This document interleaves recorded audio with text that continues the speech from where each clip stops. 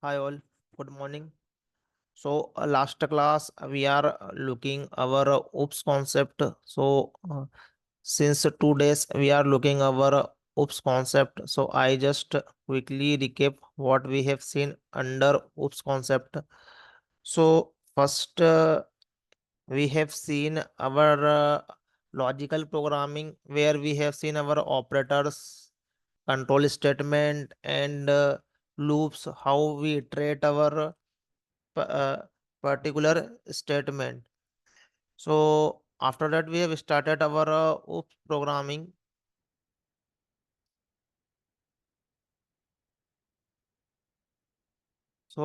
Basically, OOPS is a particularly programming principle. So if we are having class and with the help of class, we can create the object. So object we can create with the help of class. So we can achieve abstraction, polymorphism,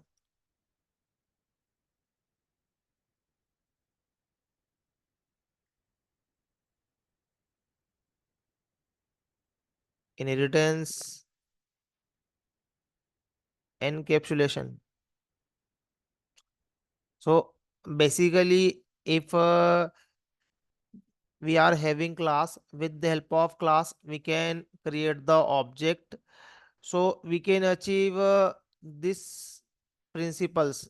So any programming language, if follow this principle, so we can say it is our object oriented programming language. So it is a OOPS principle. Programming language follow the OOPS principle. So if our programming language is having class, object, so with the help of class we are creating the object. So we can achieve abstraction, polymorphism, inheritance and encapsulation. So we can say it is, it is our object oriented programming language. So any programming language can follow all the features. So the particular programming language will be object oriented programming language. So some programming language follow all the principles of some programming language might not follow all the principle.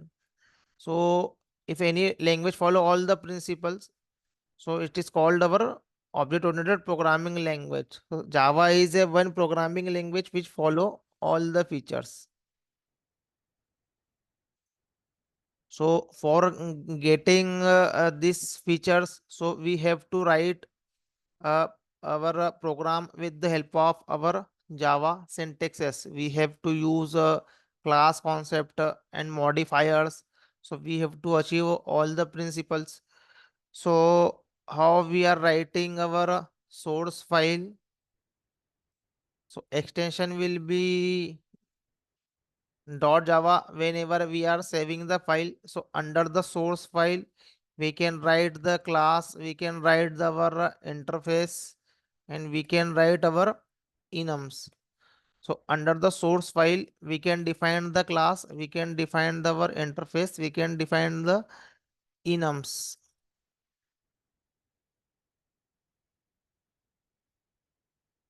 So with the help of class, we can define our it is our user defined data type. We have to define something, and with the help of class, we have to create our object. So object will be real, and the class we have to define. We have to define the template. So object oriented programming is like that in our human nature, whatever the things in our surrounding, anything in our surrounding like pen, paper, car, anything. So it is a object and there is some property and there is some behavior. So like human, so human name is a one property, human height is a one property, and what the activity human are doing, it is called a behavior. So oops programming, that means we are achieving our human behavior or any object behavior in our real life. So all the things we are putting in the form of the programming language. So this thing we are creating in the form of the programming language. So our programming language will be modular.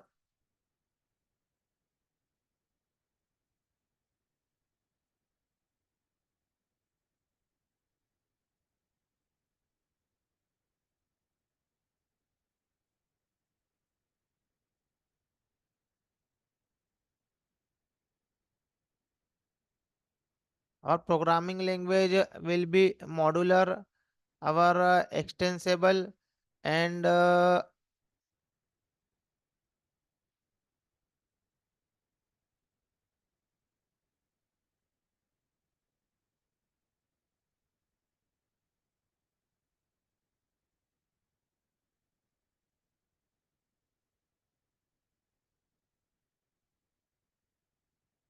so object-oriented programming promote modularity, extensibility, security, reusability, maintainability.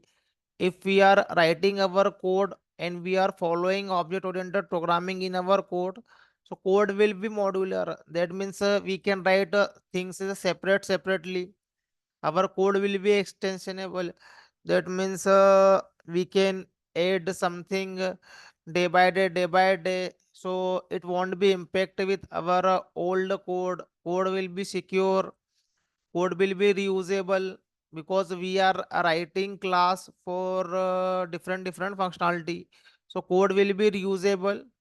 So while writing the code with the help with our experience, we will get all that things. How Java or any object programming is very convenient for learning.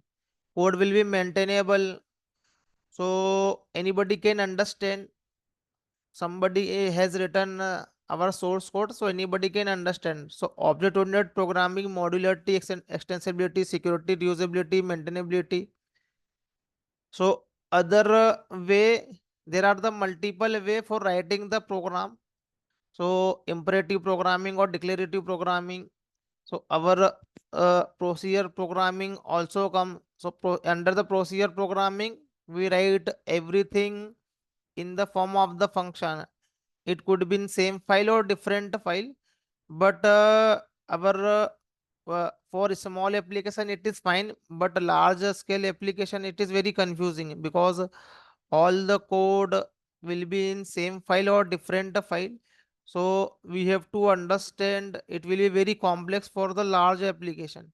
But in our object oriented programming, it will be easy, because we are using package concept, we are using class concept, so we can understand very easily. We can track if any issue come, so we can debug or find out easily. So we will understand today how we will debug our code.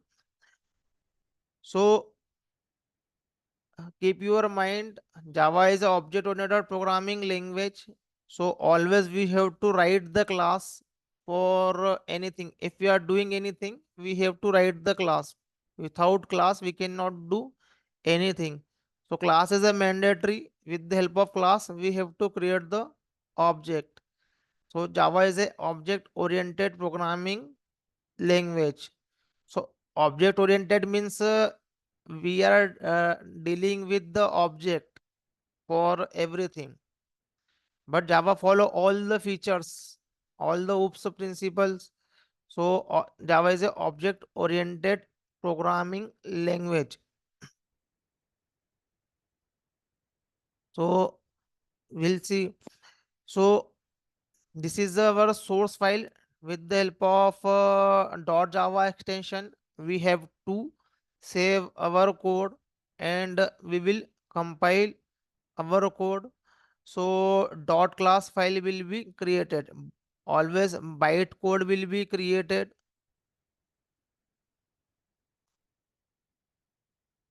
And this byte code we have to pass our JVM.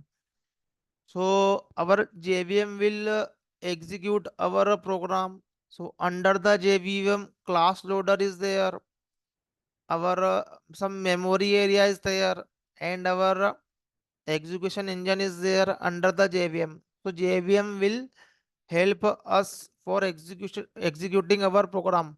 So because of JVM, our programming will be easy, because all the memory management related things is taken care by JVM. So we have to just focus our business logic. So in our core programming like C and C++, we have to take care about our memory management. So we have to create the memory accordingly, and we have to delete or free the memory after the using. If any issue comes, so it will take a lot of time. Where what is the reason of the issue? So code is not a modular code, not a extensible.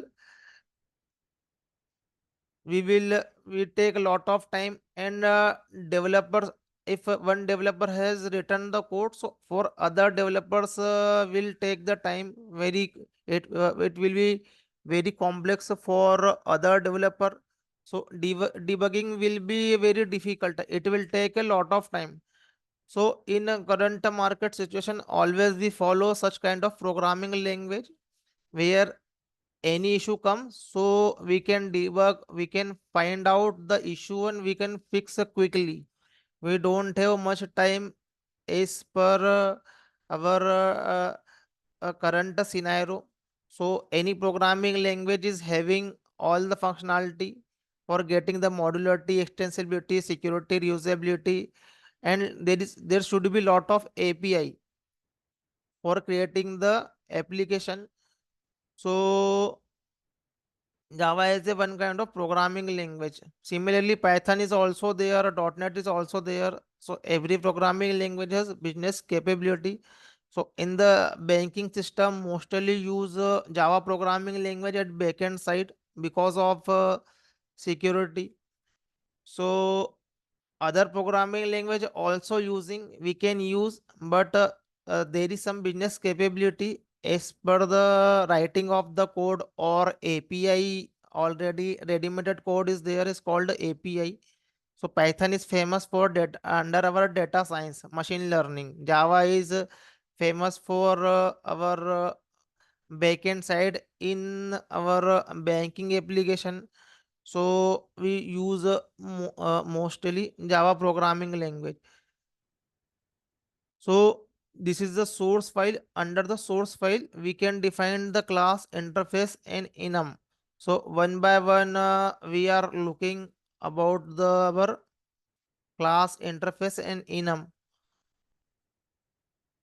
So under the class, we can define,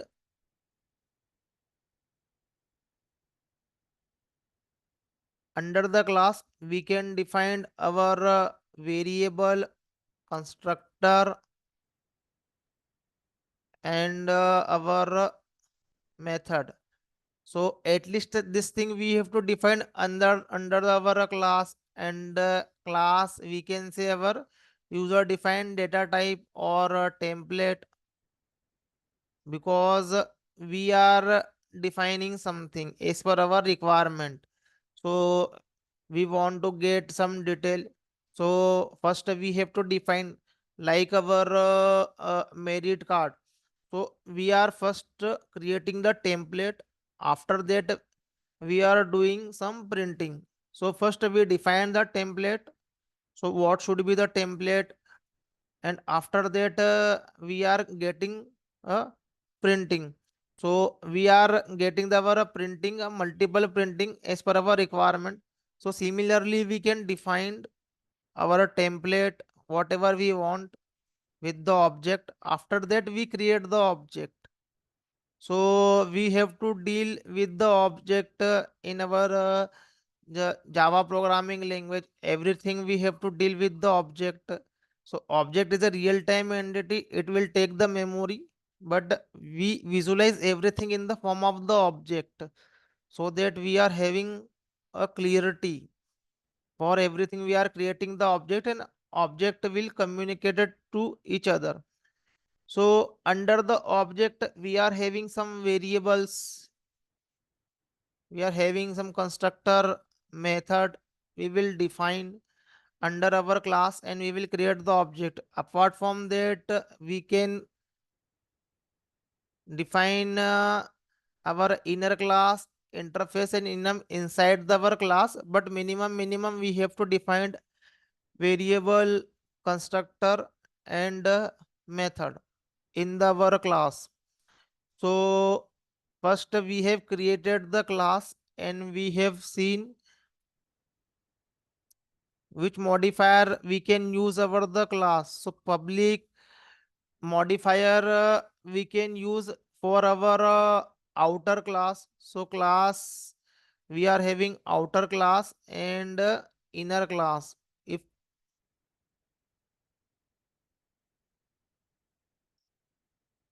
so, if we are defining class within class, it will be inner class. So only public keyword is allow for our outer class, but inner class level we can use private, we can use protected as well for our inner class.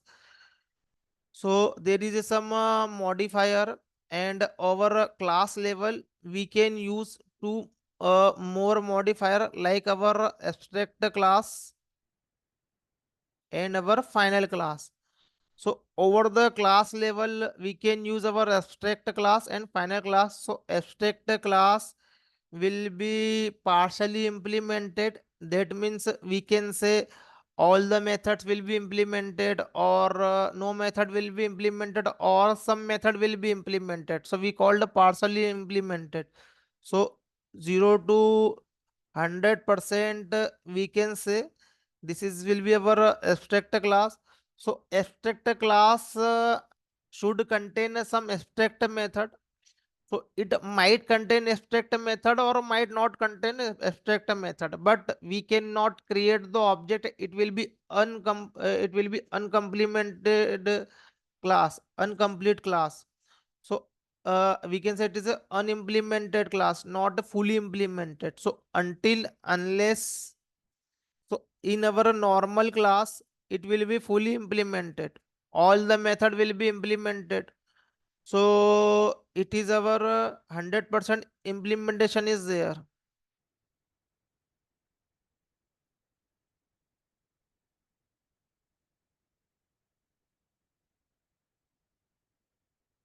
But in abstract class is 0 to 100% implementation. So something will be implemented in the class, and something will be implemented in future.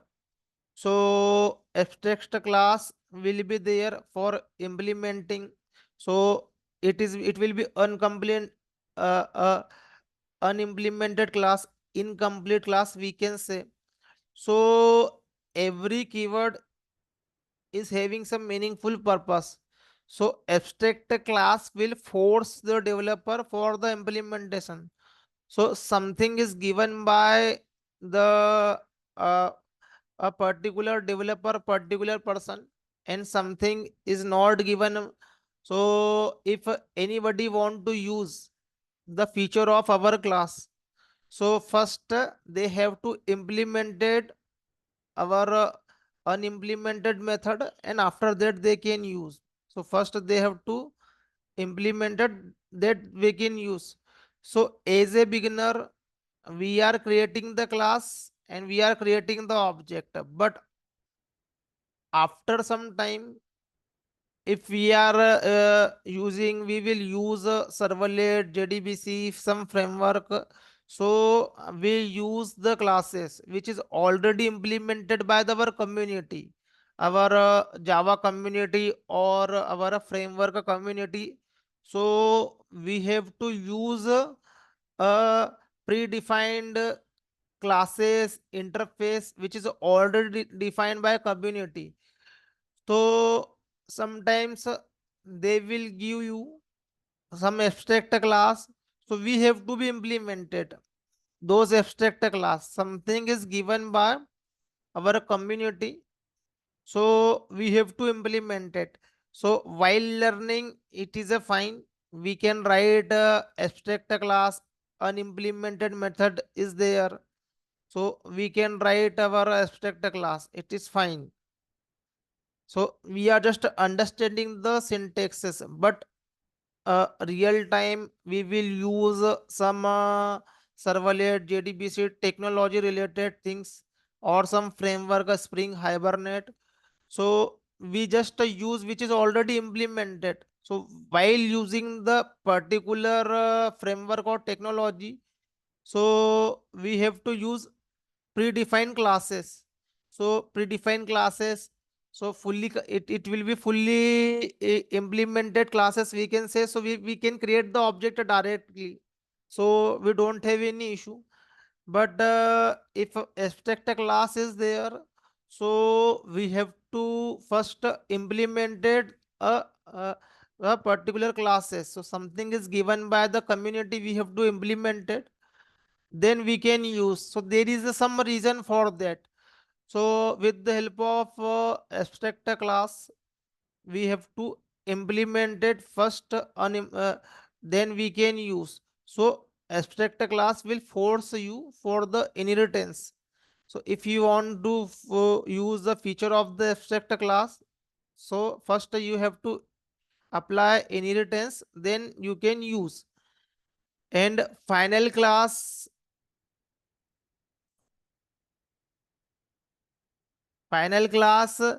will prevent you for inheritance. So it will be force for inheritance to developer.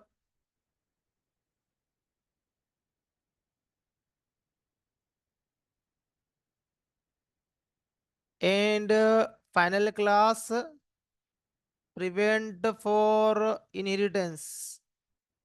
This question is going to ask in the in our interview. Definitely it will be asked, what is the purpose of abstract class, what is the purpose of final class. So class is a class. With the class, we can define anything. We can define our template as per our requirement. Sometime class will be abstract class. Sometime class will be our final class. So whenever we will create the class, so after that always we create the object, because we have to deal with the object. So first we have to create the class. So our this is our student class. We are defining something for our student, like our student roll number, student name,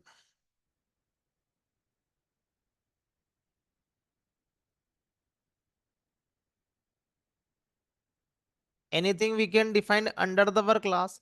So we will create the object. So for creating the object, what we are using, new student.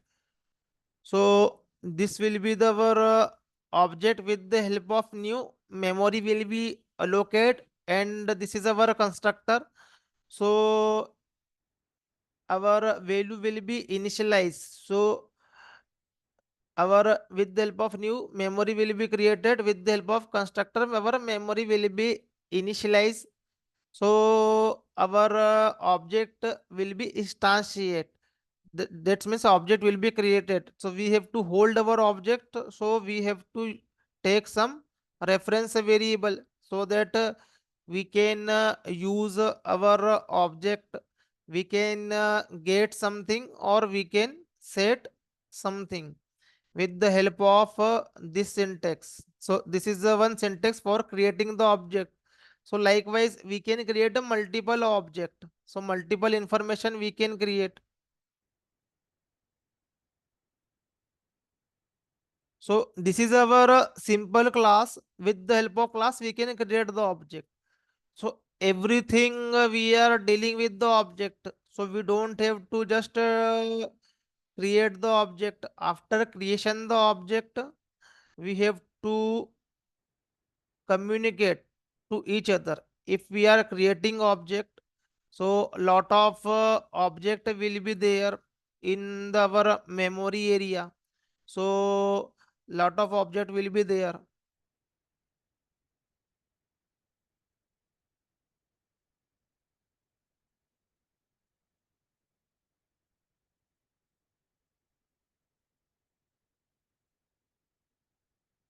So all the object will communicate it to each other. If so, this object will communicate to other object. This object will communicate with other object.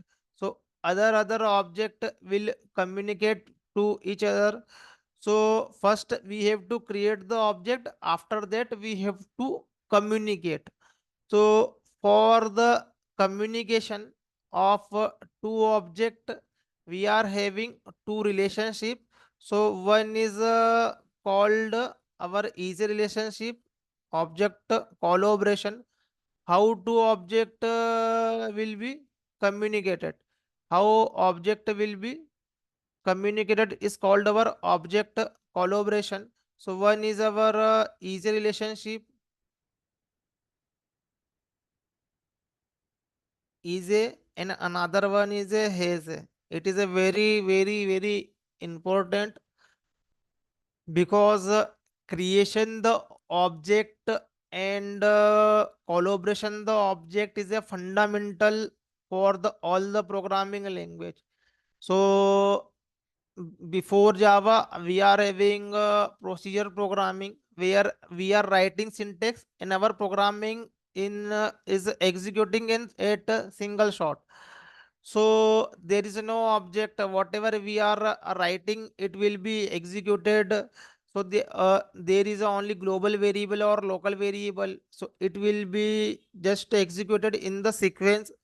But in our object oriented programming, we can visualize. So this is our object, this is our object. So our object will be communicated with the help of easy relationship. So easy relationship is nothing but a inheritance, and our has a relationship.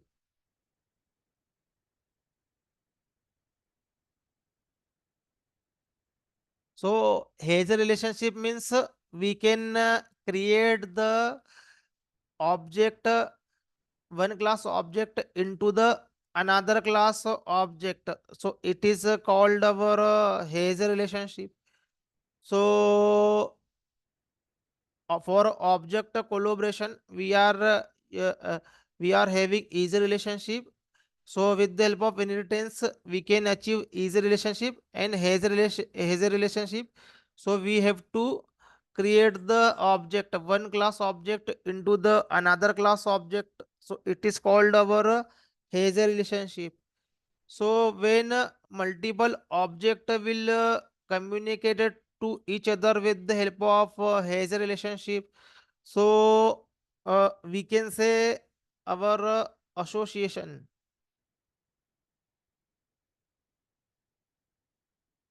So we can say it will be association. It will be we will get some aggregation.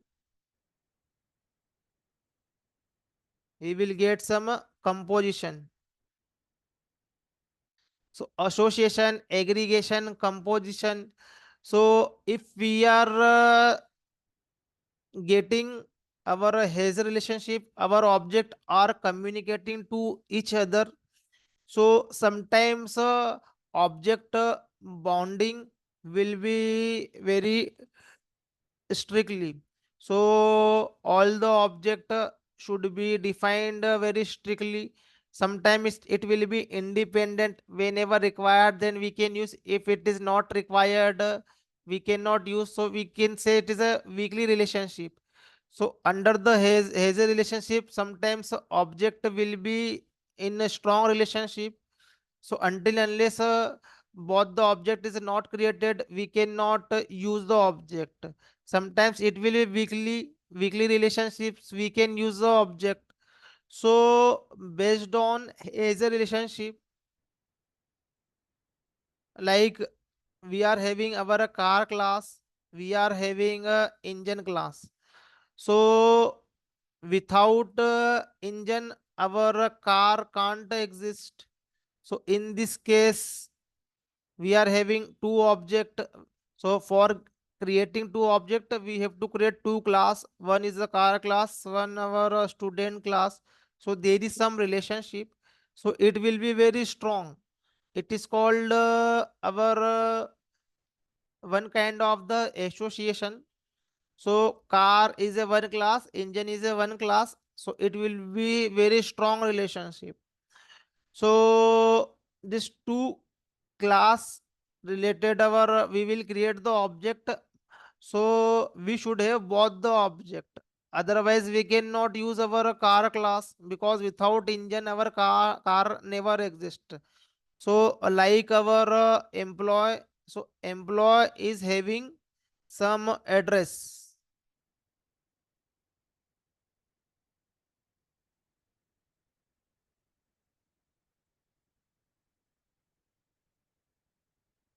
Our we can say our address, we can say our passport detail, we can.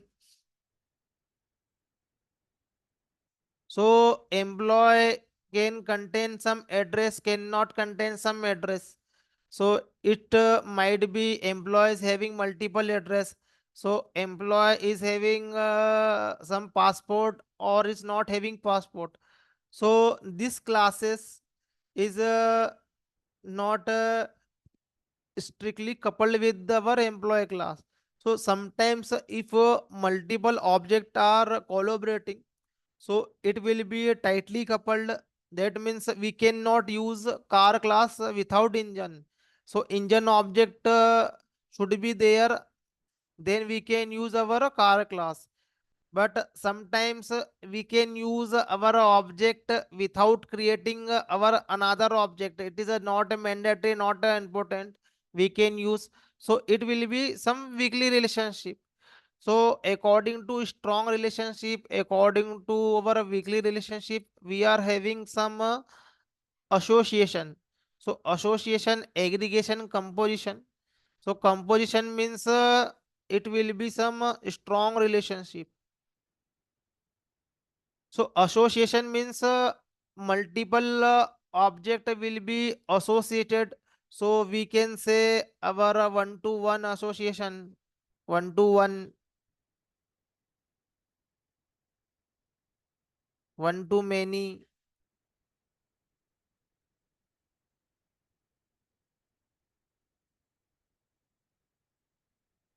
many to one.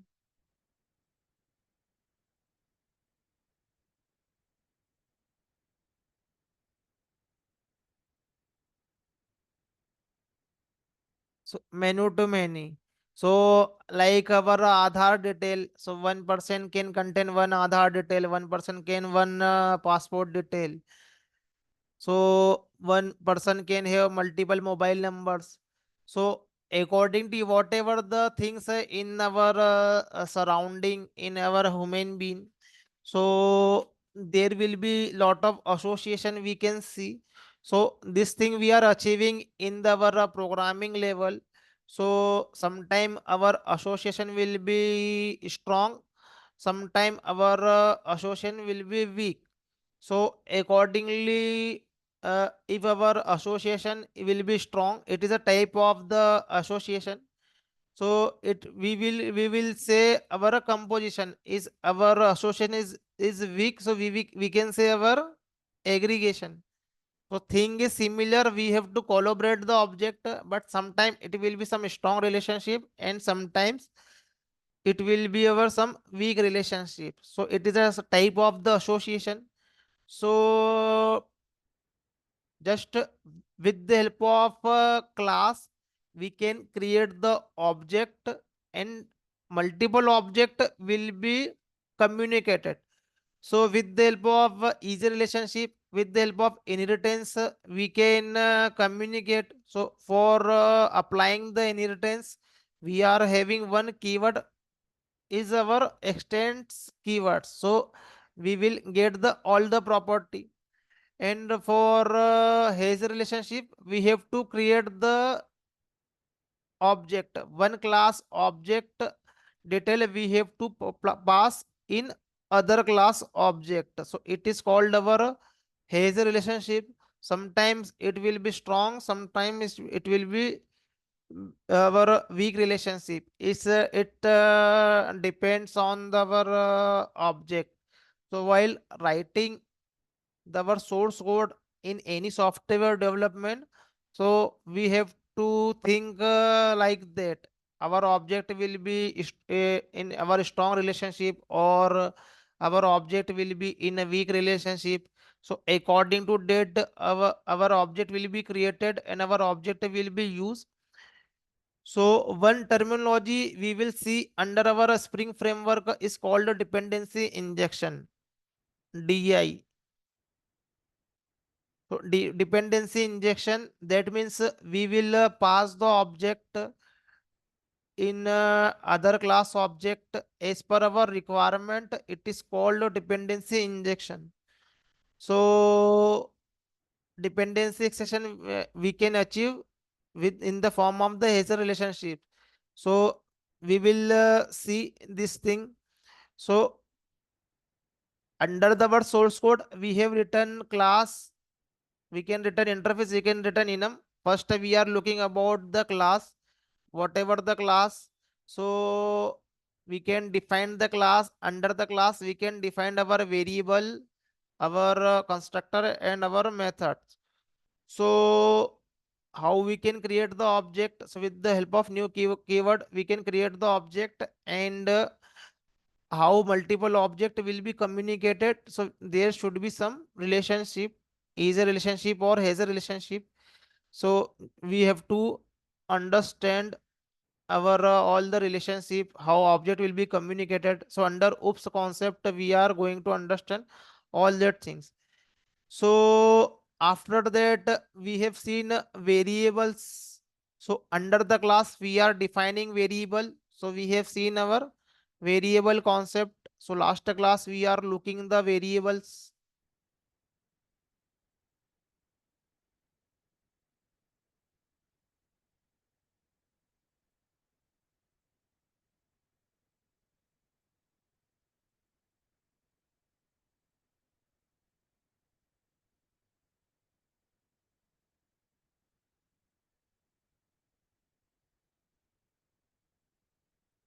It is a very important variables, because it is a fundamental part.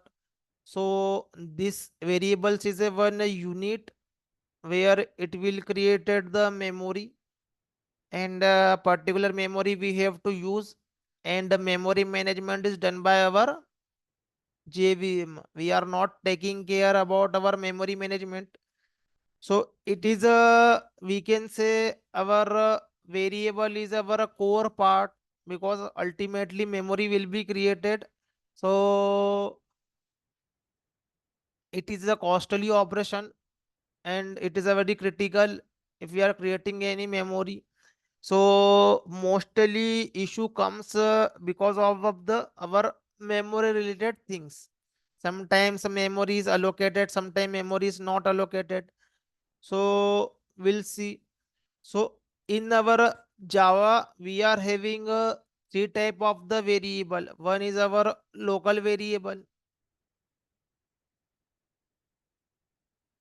So local variable scope will be locally. So we can say local variable. So in our procedure programming in C programming language, we are having two type of the variable. Either it could be our locally, or it would be as a globally. But in the Java, there is a no global variable concept. We cannot define any variable like globally, and we can use in a multiple places. So in the Java, we are having the class. So every variable we have to define in the class. So all the class can use a particular variable.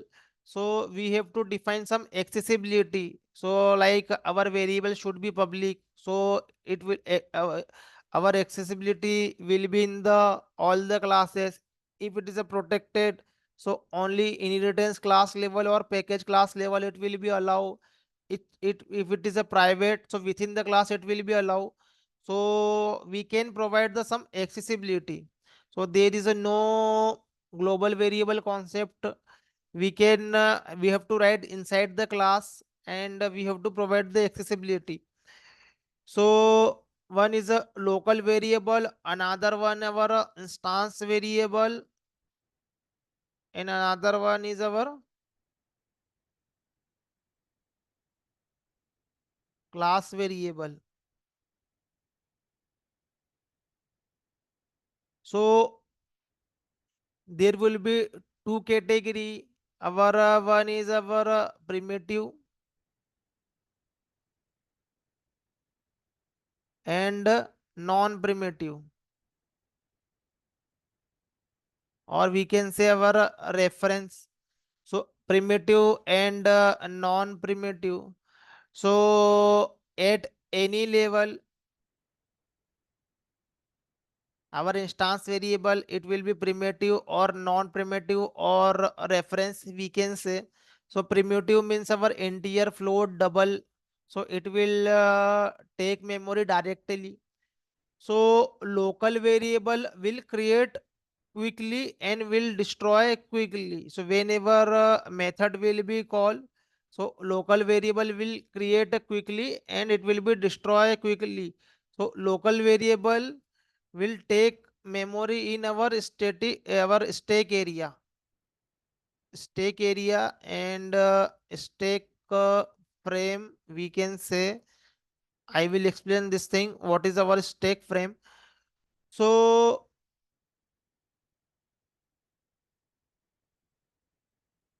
our local variable will create or in our stack area, it is a short life means it will create whenever method is called or some block is called, and it will be destroyed. So local variable scope within our parenthesis with locally, within method, within constructor, within block, we can say. And it will be created and it will be destroyed. And memory creation time, when memory will be created, when method call. So memory created when method call. So method will be called, memory will be created, and method will be ended, our execution will be ended, this memory will be destroyed. Keep your mind, we have to think like that. So I will debug a program, multiple program I will debug. So according I will debug the program, so you have to debug in real time application, I will explain this thing. So before explaining debugging, I am just explaining about our where our memory is creating. So local variable memory will be created in our stack area, like our instance variable.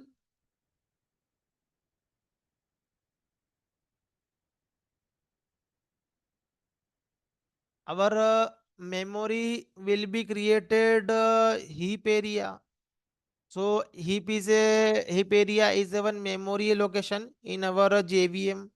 So memory will be created under our heap. And whenever object will be created.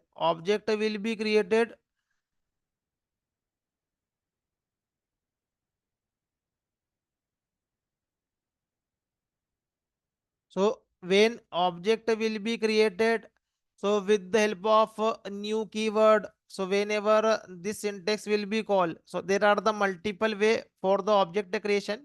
So with the help of a new keyword, we can create the object.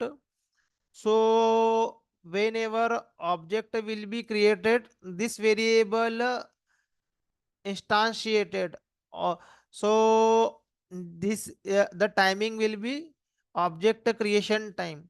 So what memory area, heap area will be there, and whenever object will be created, it is called the instance variable.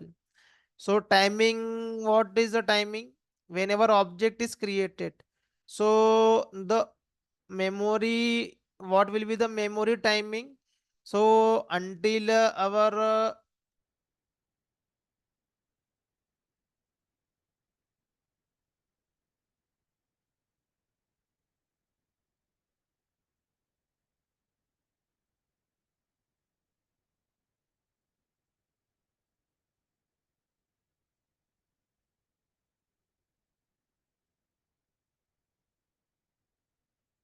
unreference. So this particularly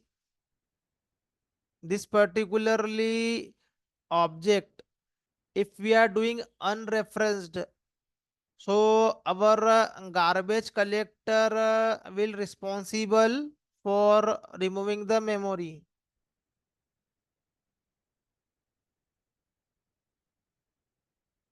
So this kind of memory will be destroyed with the help of garbage collector. So whenever object will be created, so it will be used. If it is unreferenced or it is not using since a long time, so our garbage collector will observe the particular object, then it will be destroyed after some time. If it is not using, if it is unreferenced, so behind the scene garbage collector is going on under our JVM, so it will check our memory, our object, our instance variable, so it will be destroyed by the garbage collector. So timing will be our based on our garbage collector activity. So if object is using, so it will sustain the long time. If it is not using, it is unreferenced, so it will be destroyed by the garbage collector. So it is a totally depends on our uses, so it will be destroyed. So according to our user, this memory will be used. It won't destroy directly, but our local variable will destroy immediately. Whenever method will be called, it will be created. Whenever method will be ended, it will be destroyed. But our instance variable will sustain until unless our garbage collector activity is not completed. So garbage collector are watching this particularly variables object. So if it is not using a long time, so it will be removed by the garbage collector. So there is some life cycle under the our garbage collector, some algorithm under the our garbage collector. So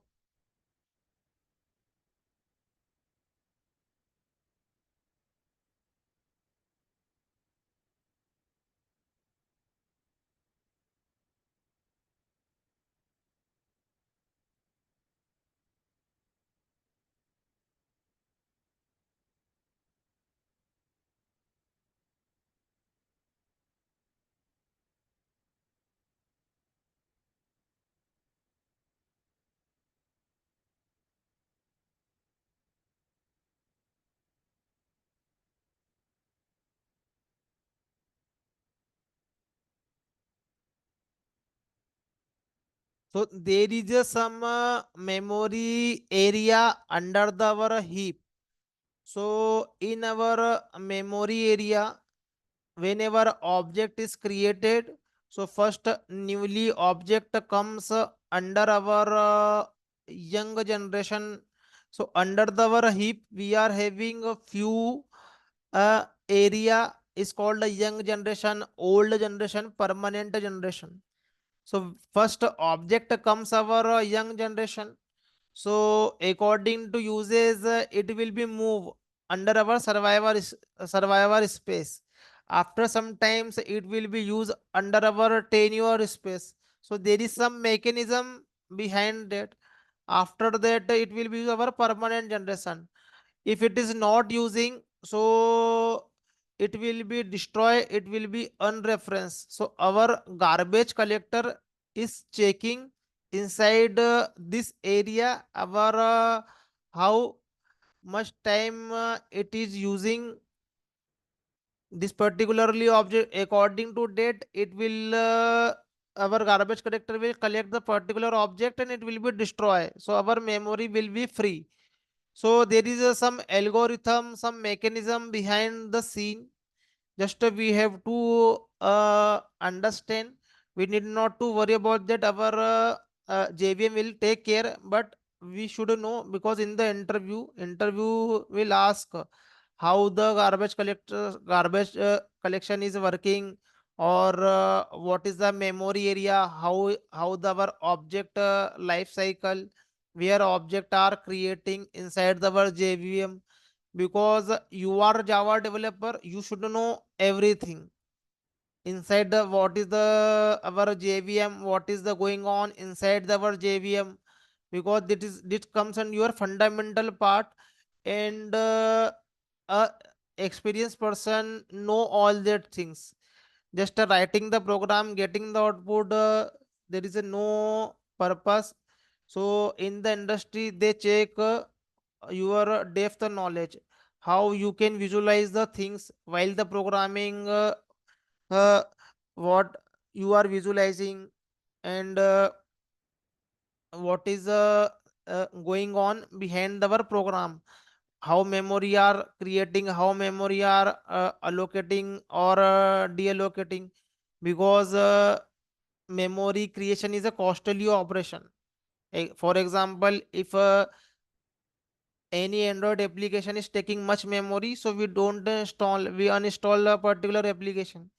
So while creating our software development, we have to save single bit. We don't have to waste memory. So local variable will take a memory, and it will create it and it will be destroyed. And our instance variable will create the memory, but it is depends on our garbage collection. So memory will comes from hidden space, and it will go some survival space, and it will go our old generation. So it is a part of the heap area, so object will be move accordingly. So if object are using frequently, so it will be move some other space. If it is not using, so it will be unreference, and garbage collector will collect, and it will be removed from the memory. So if it is not using or it is unreference, so garbage collector is working behind that. So instance variable memory will be created under the our heap area. This question is going to ask how many memory area, and uh, which variable or field will be allocated in which area, which memory area. So you should have a clarity. So local variable class, our instance variable, and another one is our class variable. So our class variable will be created under our method area. So timing will be when our dot class file will be loading.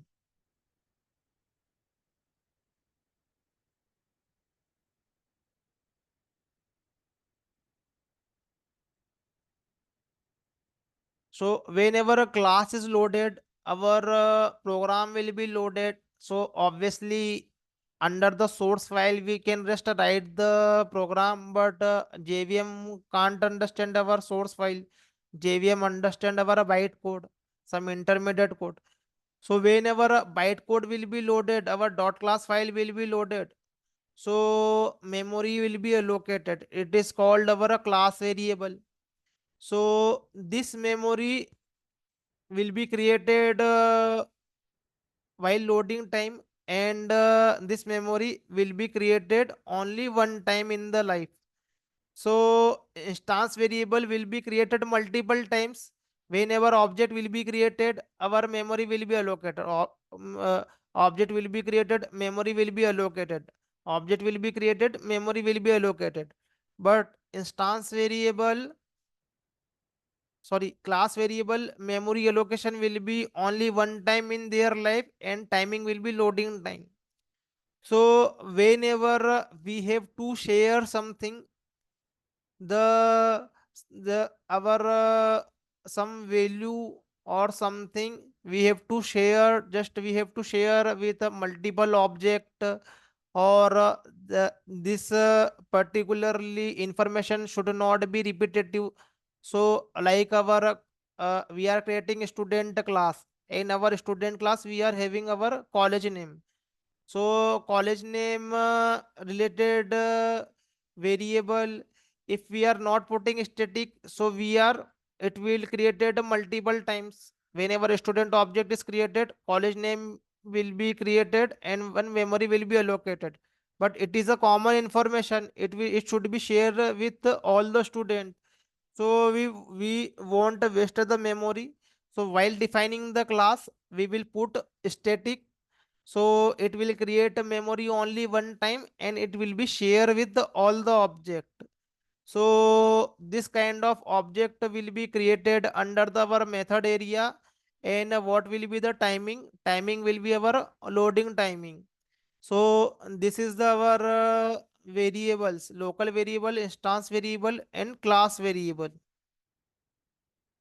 So first we have to define our variable, and after that we have to access the variable. This variable will be access. So this variable will be accessed with the same class, and this variable might be accessed in our in other class. So local variable accessibility only within the particularly method or constructor in the our curly braces we can say, but instance variable can be accessible in other class. And class variable obviously it will be accessible for the all the class. It is a common for all. So just we have to access our class variable. So instance variable will take memory every time. Class variable will take the memory only one time. So our class variable accessibility in the multiple object we can access directly. So just we have to understand how we have to write the syntax. So yesterday we have seen our local variable. So it could be primitive type or a reference type, any type we can put. So our scope will be inside the our block. So this is a my method where we have written some instance variable, sorry, some local variable.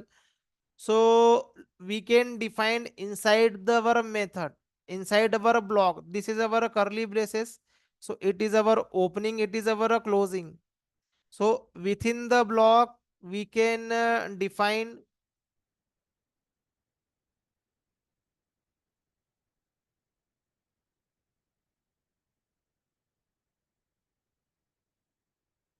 So our local variable will work within the our block.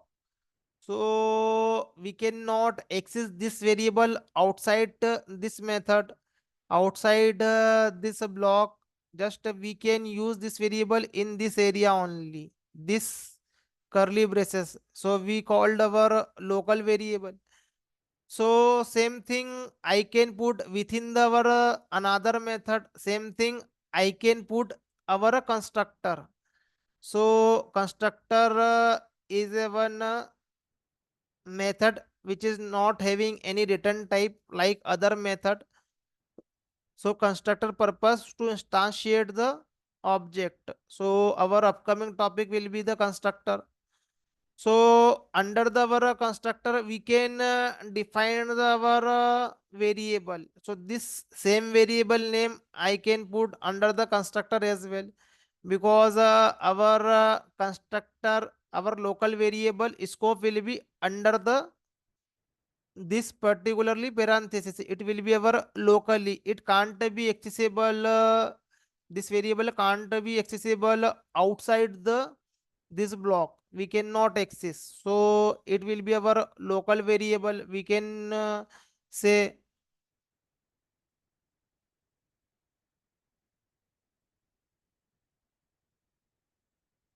So under the constructor, under the our method, under our some block. So without defining any constructor, we can write one block. It is called a block. We can define the variable inside the our block. So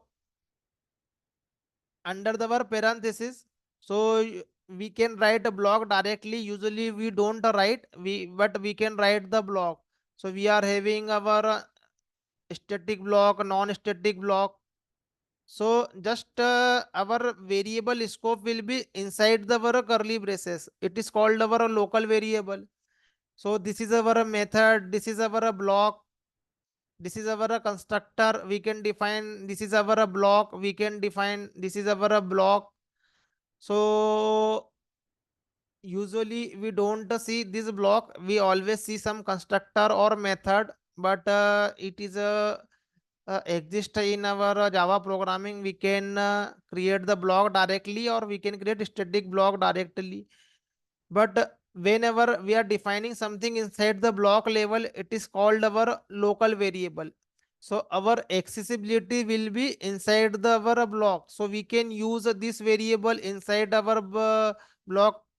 I just want to add this particularly variable with 10. So we can use this variable inside our block only. So our accessibility particularly variable inside the our parenthesis. So keep your mind within parenthesis. Our local variable scope will be within the within the our parenthesis. So for example, if we are a local person in our city, so our power will be inside the our city. So all the our persons know. So inside the our city, we will be local. So our power will be inside our city because of a lot of people's know us in our city. So likewise, in the our some block, some method or constructor, so our variable power will be inside the particularly block, particularly method or constructor. We cannot use this variable outside the block. So it is called our local variable. So it could be non-static or it could be as a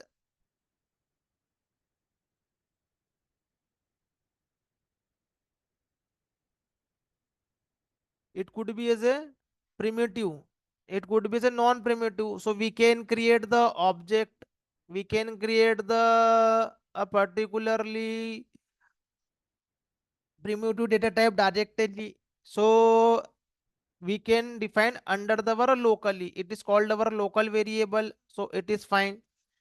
After that we are having some instance variable. So over the class level, it is not inside some method or block, it is our class level. This variable will be our class level. So this particularly variable memory will be occupied whenever object is created. So whenever we will create the object of this instance variable primitive demo. So whenever I will create the object, so I will create the object. I am taking one class is a test class. So whenever object will be created, so this variable will taking the memory. So under the our test, I will create the our instance variable. This class object I will create inside the our.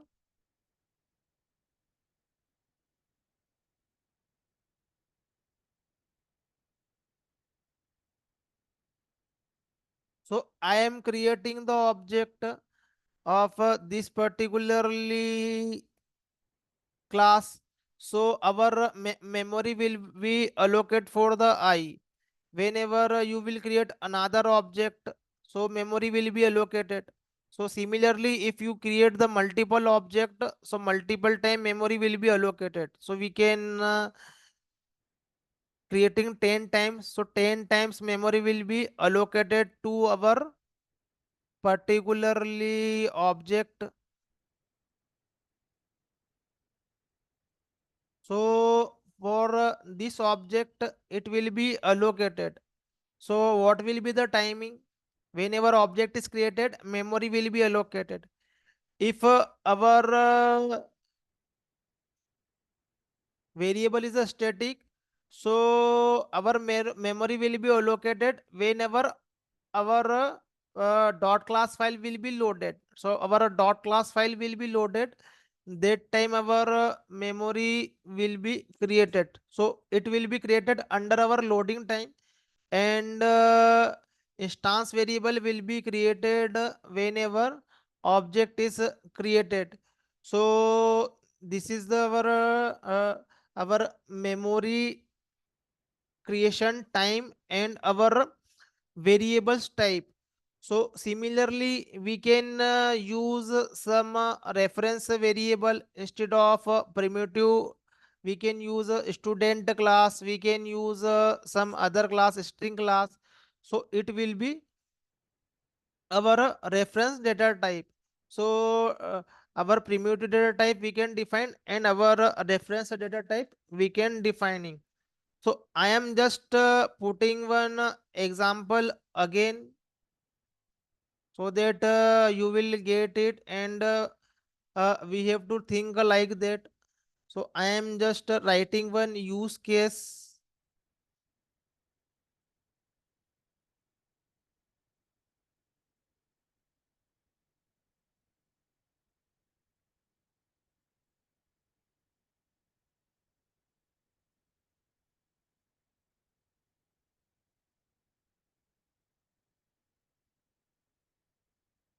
So I am writing one class, our employer related class.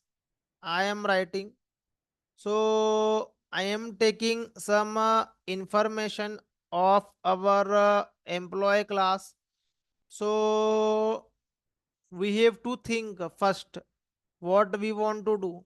So Java is a object oriented programming language. We have to create object for everything. We have to deal with the object. So we have to define some template. So we have to create the class. First, we have to create the class.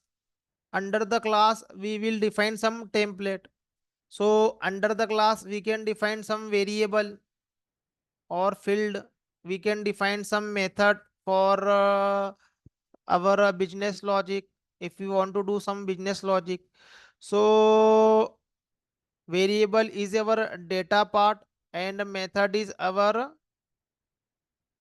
behavior or function. We can say behavior of function. So data plus behavior will be there. So under the our variable, data will be there, and under our method, some behavior will be there, some business logic will be there. So with the help of class we can achieve something. So sometimes we will focus only the data part, and sometimes we will be focus in our behavior part.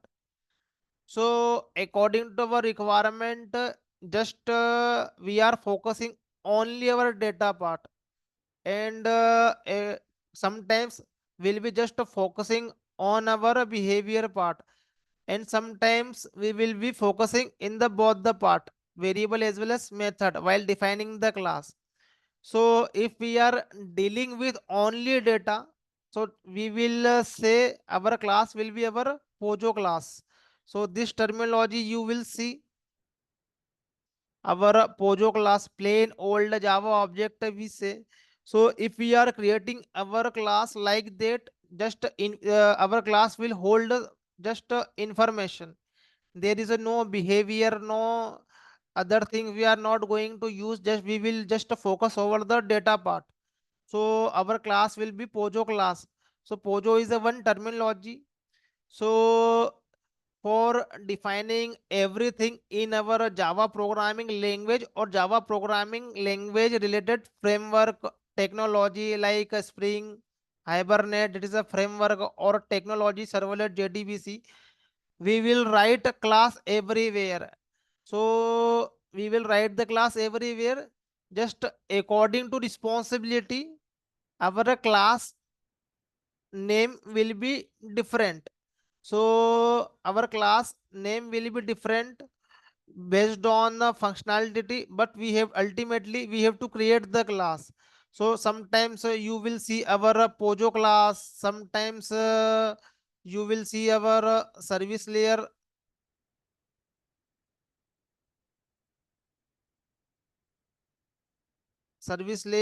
persistence layer. So our database side, we will write some class. So we will call our persistence layer class. If we are writing some business logic, so we will say our service layer class. If we are writing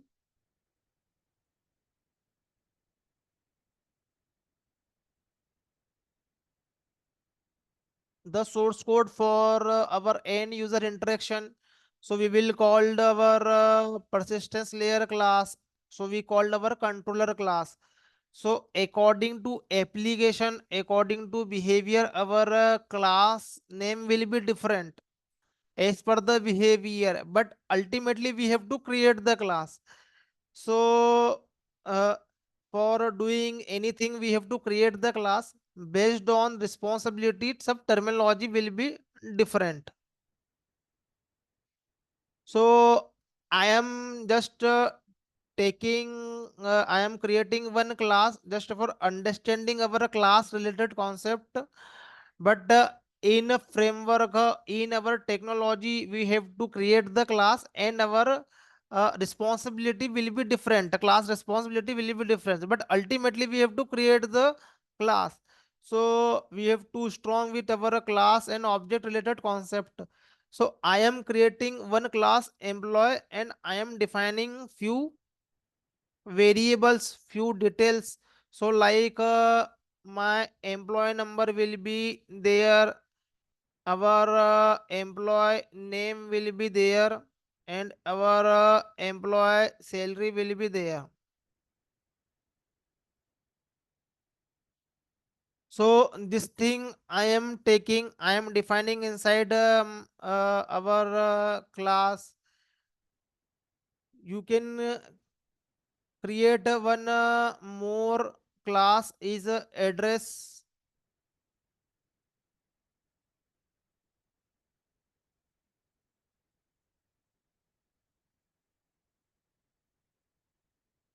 So I am creating one more class is our address class.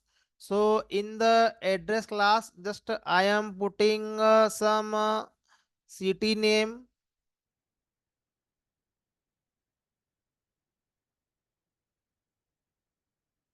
and you can put some state name. So I have created a multiple class. So I can put this thing inside the my employee class, but I have taken some other class so that we can achieve some hazard relationship. So I am having employee class. So I can use address object inside the class.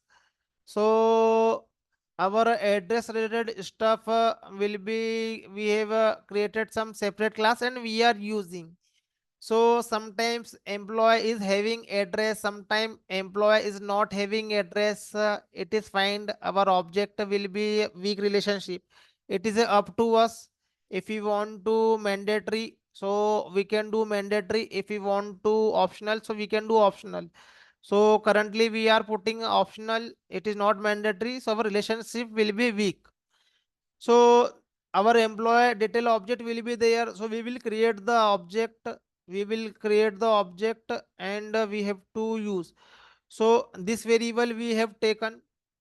So it will be our instance variable. So you will first you have to define the class and you have to think. So this information will be created newly. This information will be created newly. Address will be created our newly. So this comes under the our instance variable.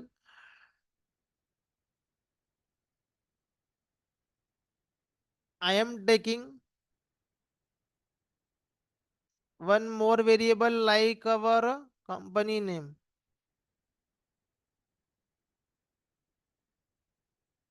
So we have to follow our coding standard. We have to start small letter.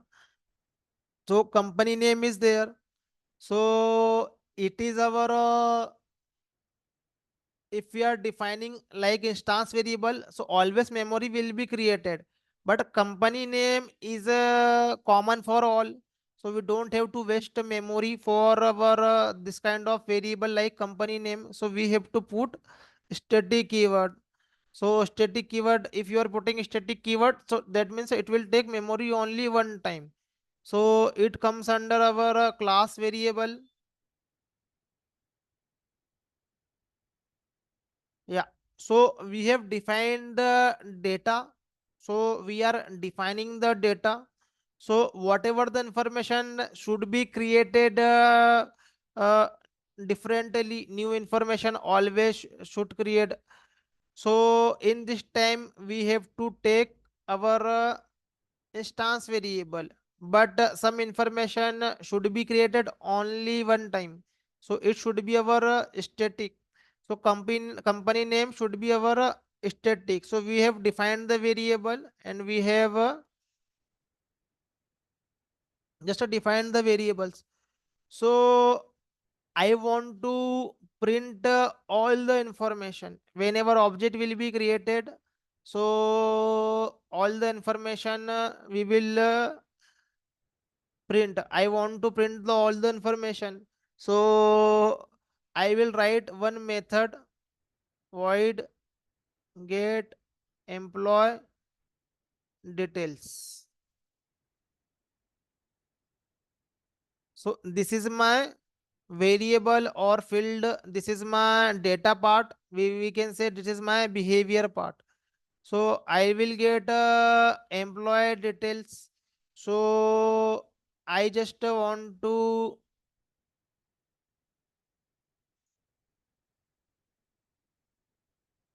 put all our employee information. So under our this method, we will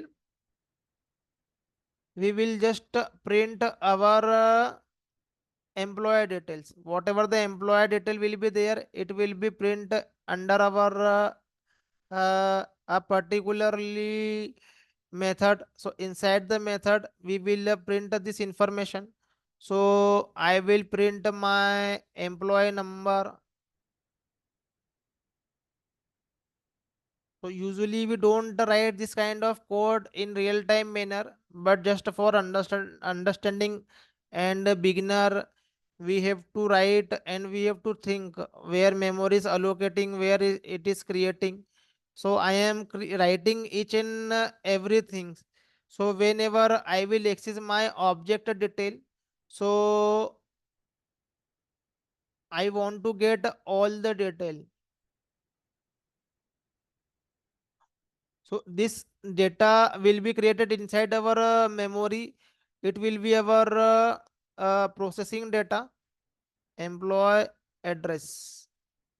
So employee name we will use, employee salary we will use, employee address we will print our employee address as well. So one thing is there, this keyword is there, this keyword is there. If we are not writing, our compiler are adding our this keyword. So this is a one reference variable. So which defined our current object. So whenever we will get information of any object, so this will refer current object. Whenever we are pointing the multiple object, so our this will refer our uh, particularly object. So this will be refer a particularly object. So this is one keyword. It will point current object. So we'll see. So whenever I will create the object, instance variable will be created. Whenever we will our class file will be loaded, so our static content will be created. So this information I will print. So I am just writing one constructor because I don't have to pass information manually I have to write multiple syntax instead of I am writing one constructor, so that we can pass the information whenever object is created. So inside my constructor I am taking my detail like employee number. So I am writing the constructor, but our editor will help us. So just we have to do right click and go to the source, and we can define our constructor. So generate constructor, and I have to use all the field. So I am having the our id will help us for generating anything, getter, setter, or our constructor. So you can see this is our class. Under the class I have defined one constructor, I have defined one method for getting our employee detail, and I am having variables. This is our instance variable, this is our class variable, we can say. And inside our class we can inside our block we can define some local variable. So currently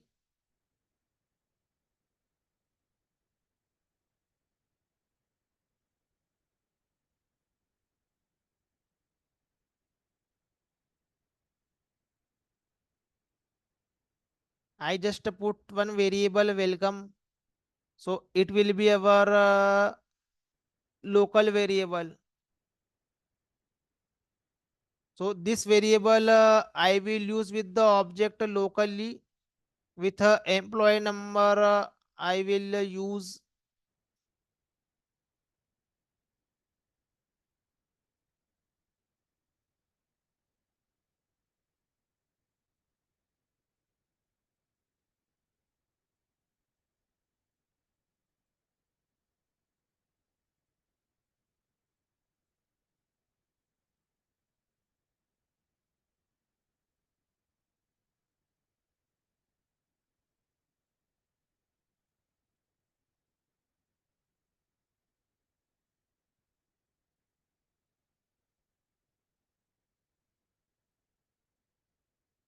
So I have created this variable as a locally.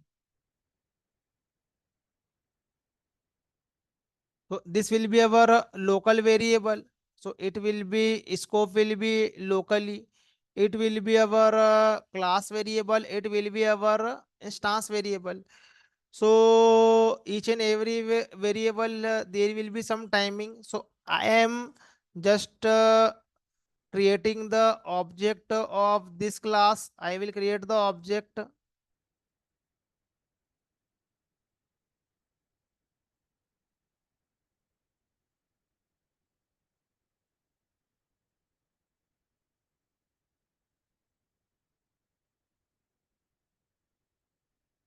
So I will take one class where I will create the object. So test two class I am taking. So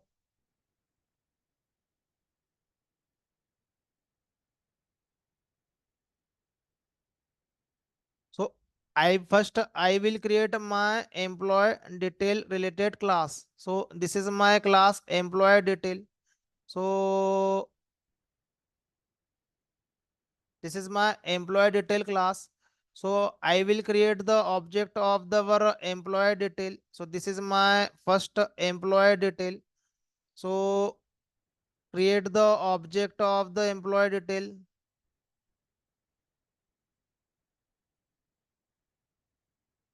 So under the our employee detail, you will see first our employee roll number, our employee name will be there. So I am putting one name.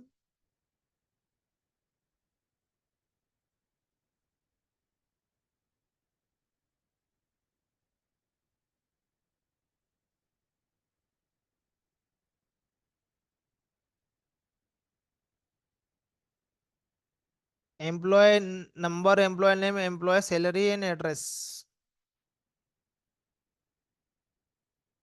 So salary you can put 50,000, and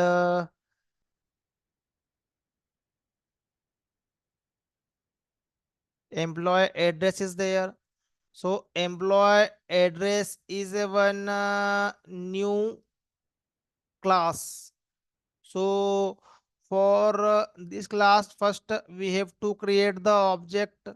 So for our address class, we have to create the object. So I will create one constructor for our address class, so that we can create our object. So I have created one another constructor so that I can instantiate our object. So for creating our employee detail class, first we have to create our address class object for first employee detail. So this is my address for our employee. So I will create the object.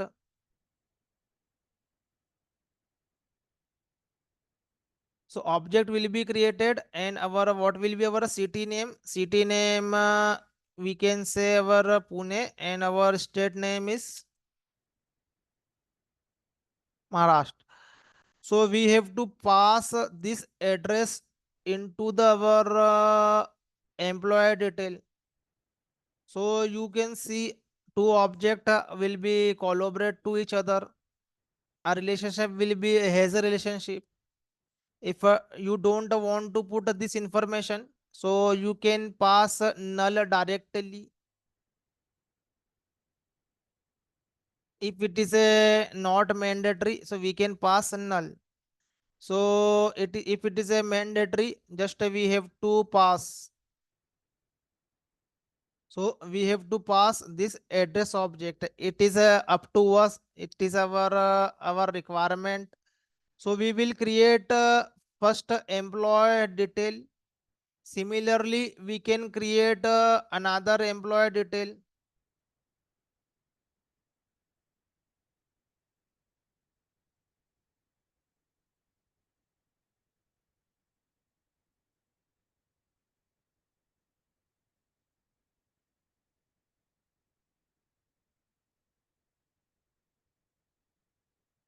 So other address will be there, other employee detail will be there. So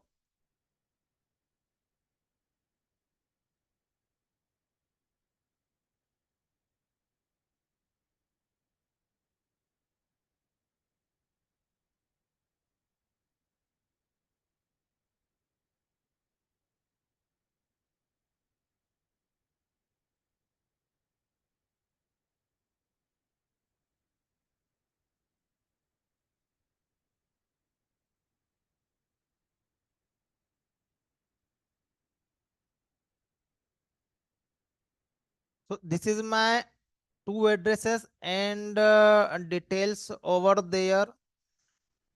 So we can see this detail, this object. So I want to see the information of the object. So I am having one method I have created inside the our class. So under the our we will call a particular method. So we will refer our particular method and get employee detail. So we can print whatever the data inside our object.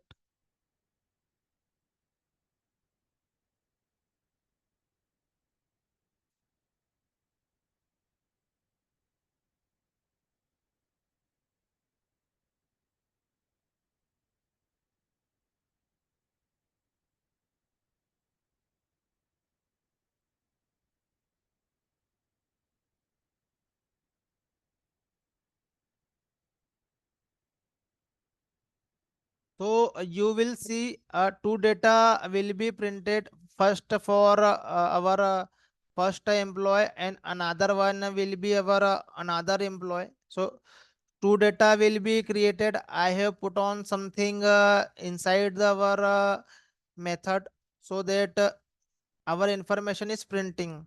So just we first we have to visualize what is happening behind it.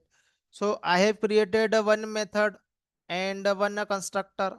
So with the help of constructor, we are instantiate the our instance variable. We are just passing some information. We are passing some information, and it is a instantiate under the our constructor. So whenever object will be created and our information will be created, so always new information will be created, but there is one common information is called our company name. Company name is one common information. So the company name we can define anywhere. So memory is created only one time, it won't be created multiple time. So we can assign the value of the company anywhere. Memory is creating only one time loading time, so we can assign the value for this memory and we can use in our method. So I am just putting one more attribute like our company name, employee company name.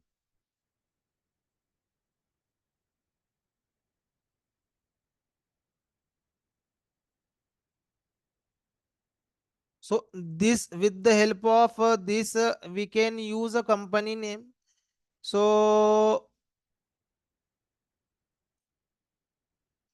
this particularly company name we have to define somewhere, and it will be the memory is a common for all the object, it won't be created a multiple time, it is a common for the all the object. So I am putting this company name over a class name like TCS. So it will be created only one time. So the information will be shared with the all the object. So you will see when I will execute this program.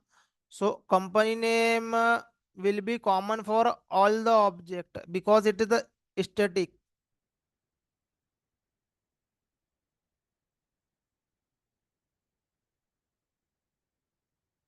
So it will be printed, company name will be TCS. So this information will be different, and this information will be our company name will be common for the all the object. So I have defined my company name at my class level. I have defined my company name at my class level. So you have defined company name your class level, so it will be shareable between all the object. This information will be shareable in the all the object. So with the help of this keyword we can access our static content, but as a standard we don't have to use like that. So because of static method, sorry, static variable, all static content we don't have to use with the help of some reference variable. Always we can use or we have to use our class name. So static content always we have to access with the class name.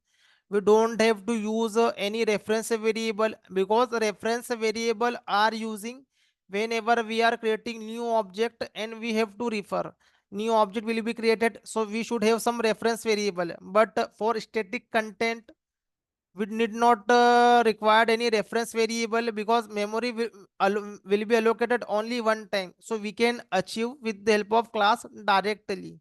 So we can use a reference variable, but we don't have to use a reference variable with the help of class. We can get our static content. So always we have to use our class. So this is a way for accessing our static content. So always we have to use our class for getting the static content. So this is the thing. So I have put on my particularly company name inside our class, but I don't want to use.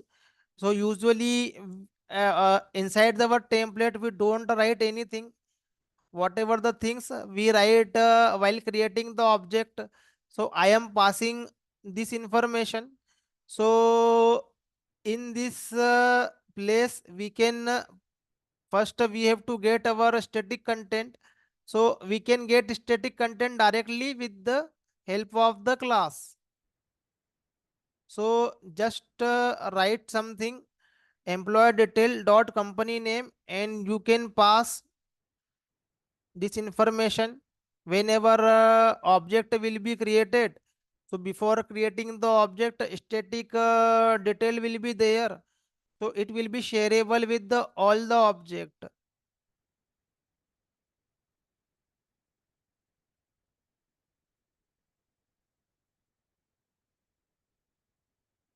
So our city name is printing with some hash code. So we can provide our information. We have to expose our information. Address dot city name. So our city name will be printed, and I want to put a state name. So employee address state.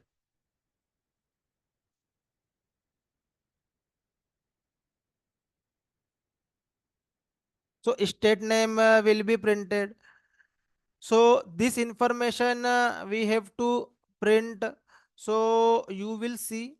So I have just put one static contents. It will be shareable with the all the object. We don't waste memory. So like company name, college name, this kind of detail, we don't have to waste memory. It will be shareable with the all the our object. So we can use our static content. So what the things will be happening in the our JVM level, just we have to understand. So we have created our like employee detail class. So we have created our employee detail class,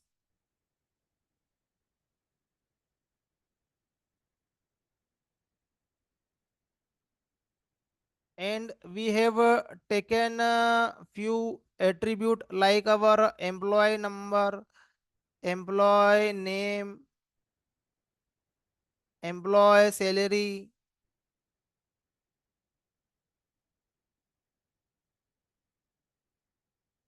employee address. So if we write all the information in the class, so our class will be taking a lot of field. So we have to break. So address related things, I have created one different class. So we have just performed some association. So association means we have to write details separately so that we can achieve the clarity. So Java programming language, not only Java, our object oriented programming language promote the modularity, reusability, so maintainability. Code will be easy to understand. So we don't put all the information inside the single class. We can create the multiple class. So I will create one another class is our address class.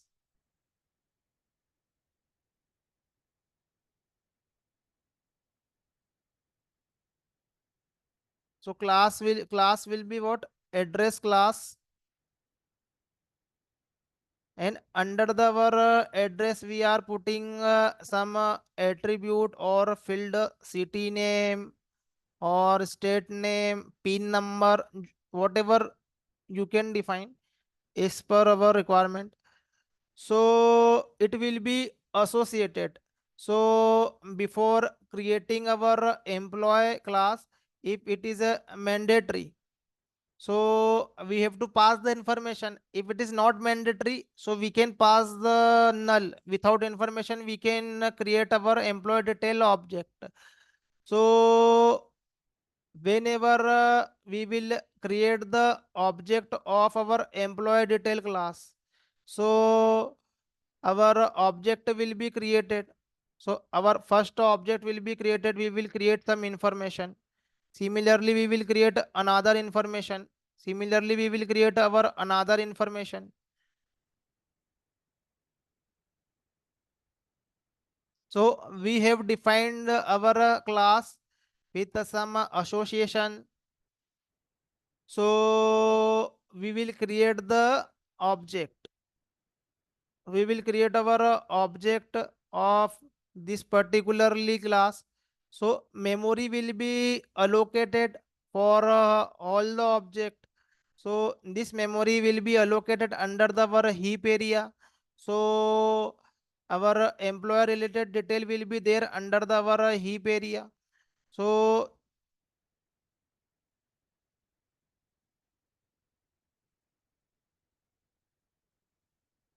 the object will be created, some information will be created like our employee number, employee salary, employee name. So this is a one information, employee address, employee state. This is our another employee detail. This is our employee number, employee name, employee address.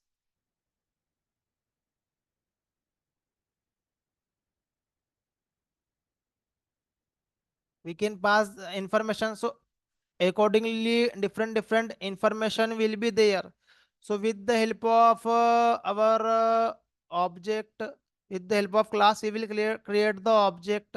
So object is a real entity, it will take the memory, and class is a template. So for this object, whenever we are creating this object, so you will see the what is our execution flow. So our JVM will create one main thread. So as a beginner, we are not much aware about the threading. So one main thread is responsible for executing our program. So that's why we our method name is a public static void main. So our JVM will find this method and our program will be executed. So my program execution will be started.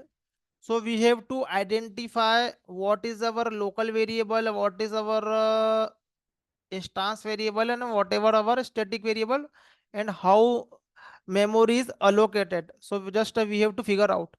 So you will see first this information. You can see I am whenever our main thread is executing, so I will pass this information somewhere. So this syntax, I am accessing my static content and I am passing this information. So under our method area, there is some memory for my company name. It is already there. We have to just pass our information inside our method area.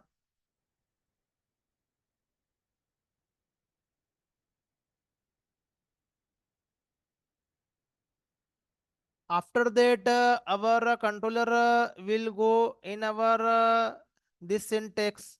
So this is my local variable. This is my local variable because it is inside our method, and this is our object. So object will be created in our method area, sorry, in our heap area, but this local variable will be created inside our stack. This is our local variable employee detail. Our new address, it is our local variable. It is our local variable. So this syntax,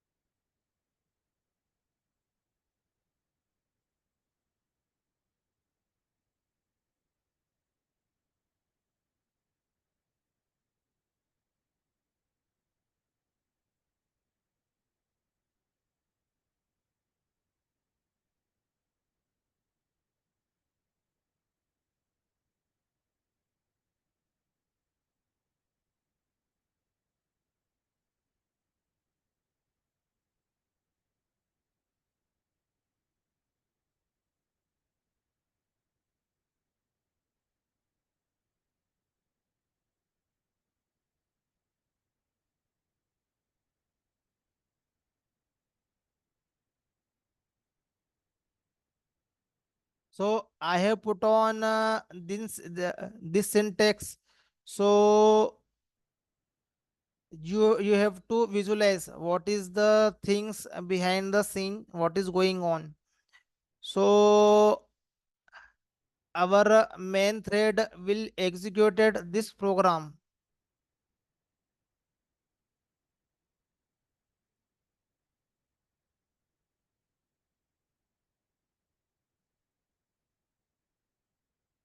So our JVM, under the our JVM, one thread is there, is called our main thread.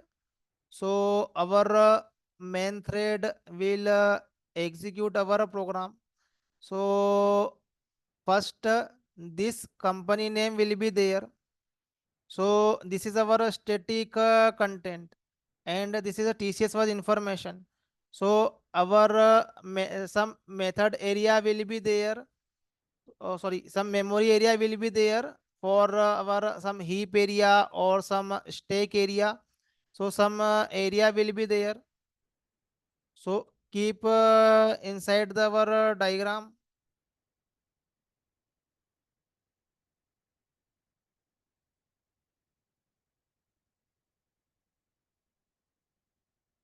This will be our stack area. We have to visualize like that. This is our heap area,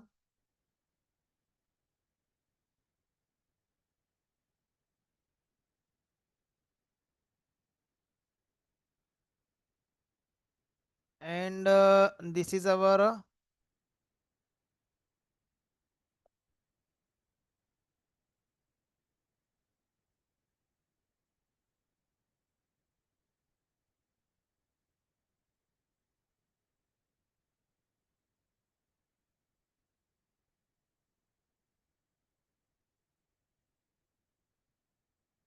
method area. So all the memory area will be used whenever our program will be executed. So our program will be executed. So our JVM method starting with our execution. So our company name is TCS. So our company name related things. So it is our static variable. So it static variable will create the memory inside the our method area.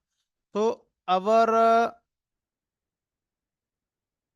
this is our memory location for our company name. Company name memory location will be there. So it is a our one string. So memory will be allocated for company name inside our method area.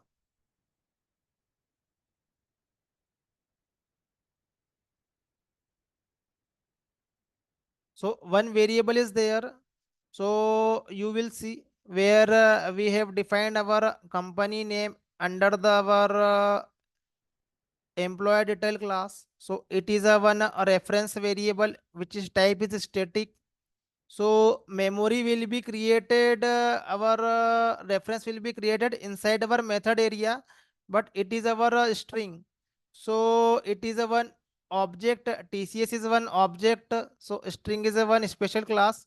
So this object will be created under the our heap area.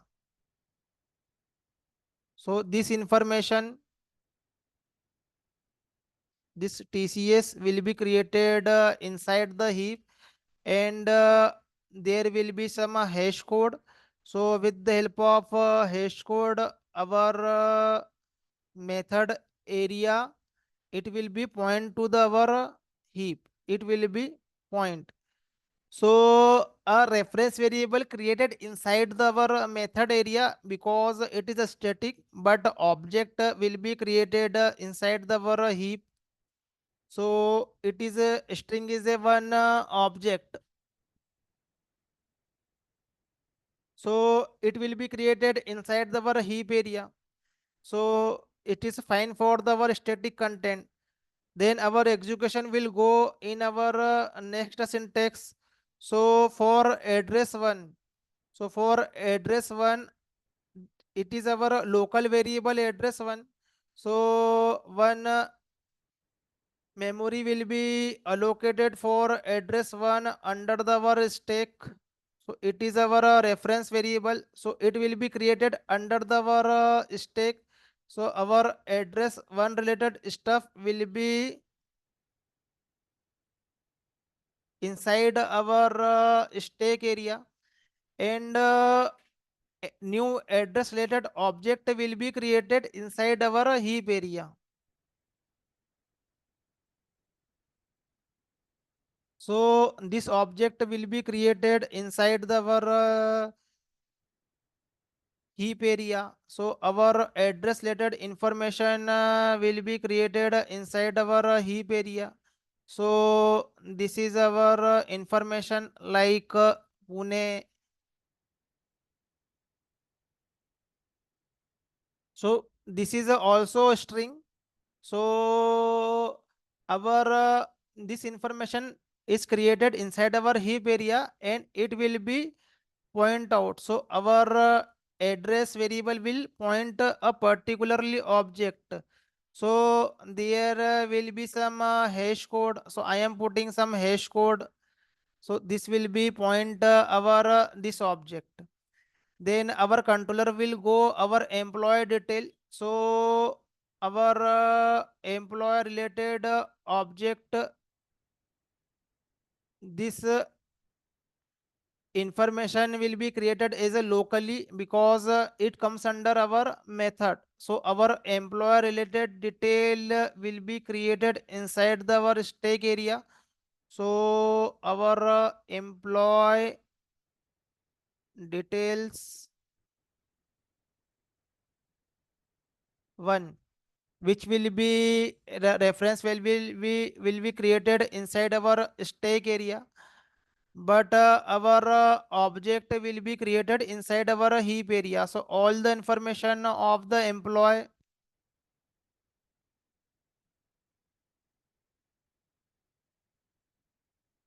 we have to think like that. That means we are learning actual programming. Otherwise writing the program, getting the output, that means no learning, just we are doing copy paste and getting the output. So 101, it is our employer roll number, and Ramesh is a name, and there is some salary, and so these two objects are collaborating to each other internally. So address related object will we point out to our this object, and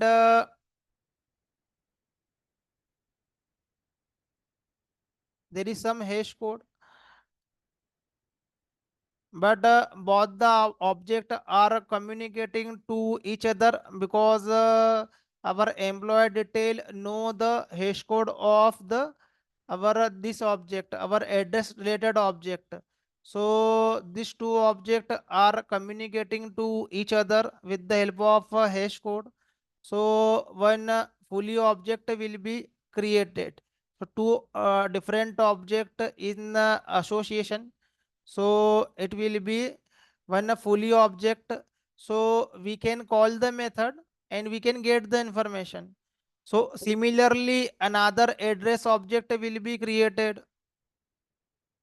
Another address object will be created. So we will having some hash code. So one address object will be created inside our heap area. One employee to detail related object will be created inside the our heap area. And in the associations, they will communicate to each other. And for both the our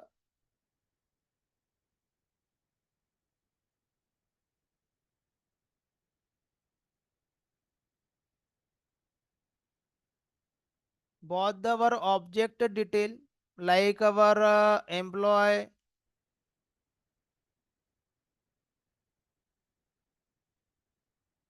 this address to our object will be created, and our reference will be hold by our stack area.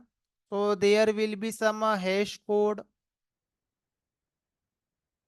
So it will be created via JVM. Some hash code will be there, and employee to detail will be created. So keep your mind, just object is creating heap area, but it is referring our reference under the our stack area. So there will be some hash code. We can put anything, any number. So it is created by JVM.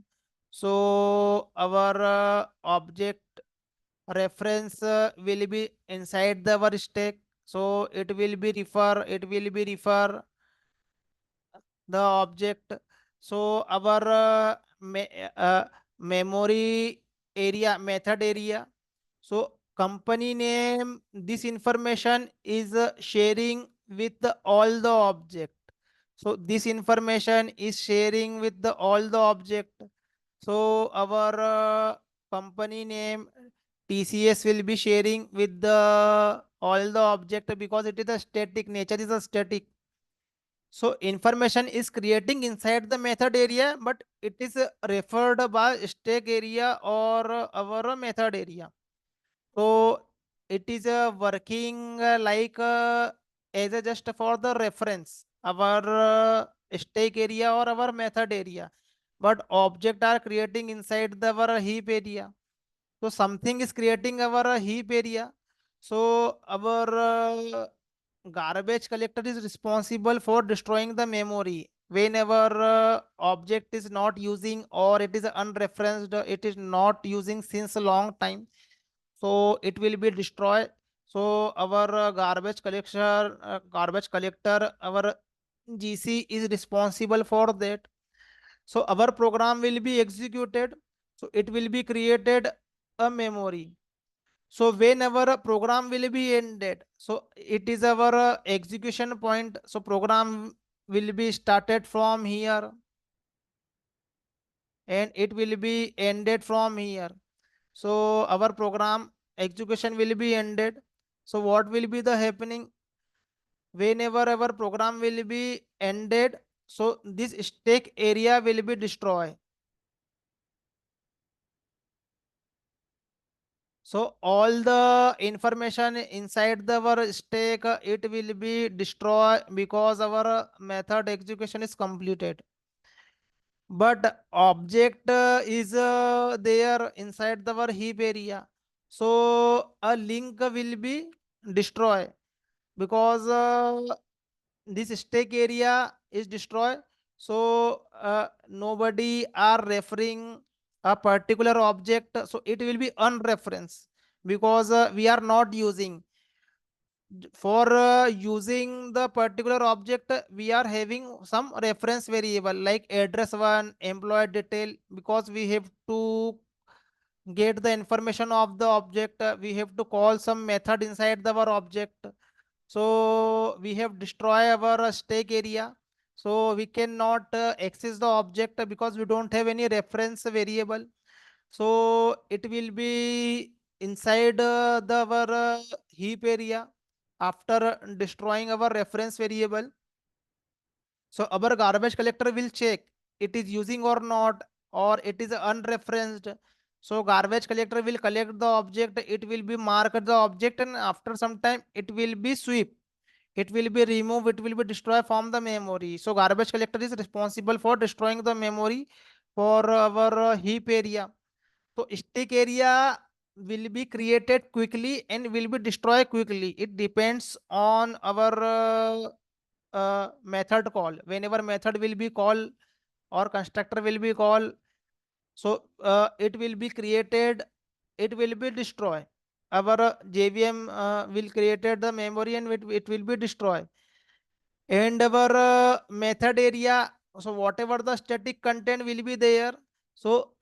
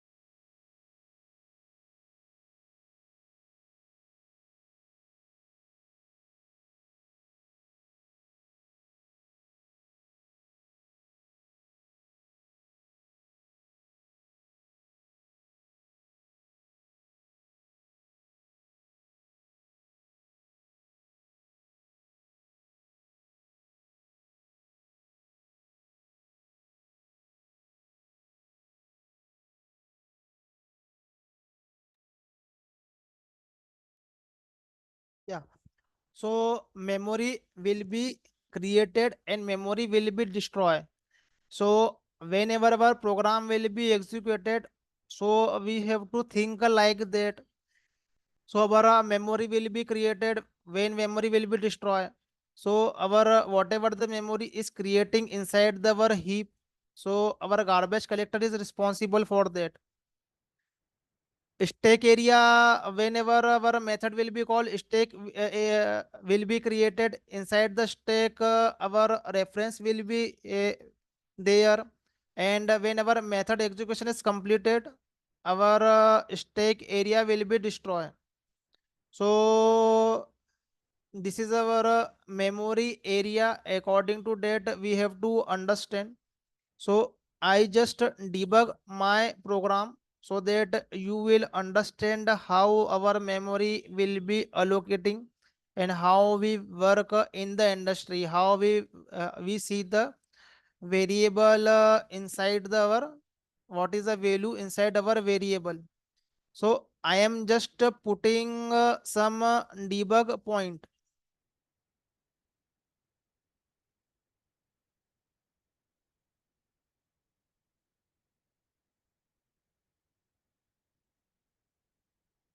So this is our information we are printing.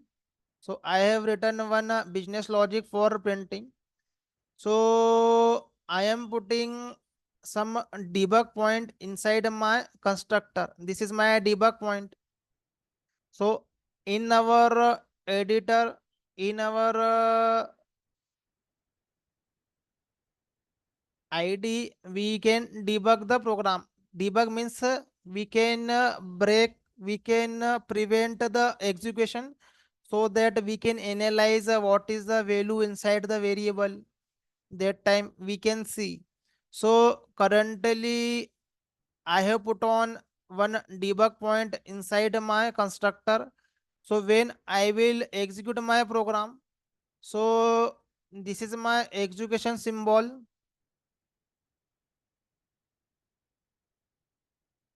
this symbol.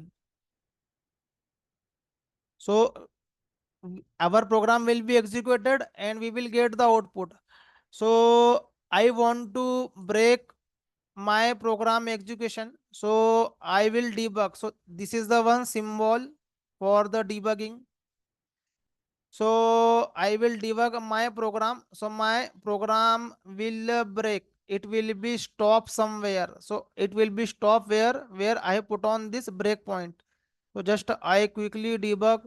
So you will see my program will stop somewhere. It won't execute it directly. We won't get output directly.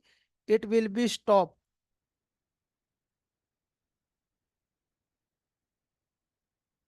So how this thing is working? So under our JVM, one main thread is responsible for execution our program. So you will see under our left side, this is my program. So under my program, one main thread is there for executing my program. So my one main thread is created. So this is our main thread is created. Thread dot one, it is created by our JVM. So one main thread is created. So while you are learning, so you are creating the program. So main thread is responsible for executing your program. So when we are a student, we will create some program when we are practicing anything. So one main thread will be responsible for executing our program. So under the our JVM, lot of thread is there. Thread means a small program execution. So at our operating system level, we can say process, but inside the process, multiple small execution is going on. We call the thread. So inside the our JVM, lot of thread is there. Some thread are working for garbage collector, some thread are working for other things, some thread are working for other things. But I want to execute my program. So my one main thread will be created for execution of our program. So it will be executed. Thread is a main thread. I will Our program is starting our execution. So I want to see my execution area where my controller at the moment. So I have put on my debug point in my constructor. So it is a stop. So there is a option is there, is called step over, step into. So we will see, this is a one, this is a another one. So one is our step into, and another one is a step over. So one will be indicated, whatever our break point, it will be stop. And step into means it will go live line by line. Just explain practically. So this is my step into, this is my step over. So step over will find the next break point, but step into will go line by line. So I will go step into. This is my step into. It will go in the next line. So in the right side,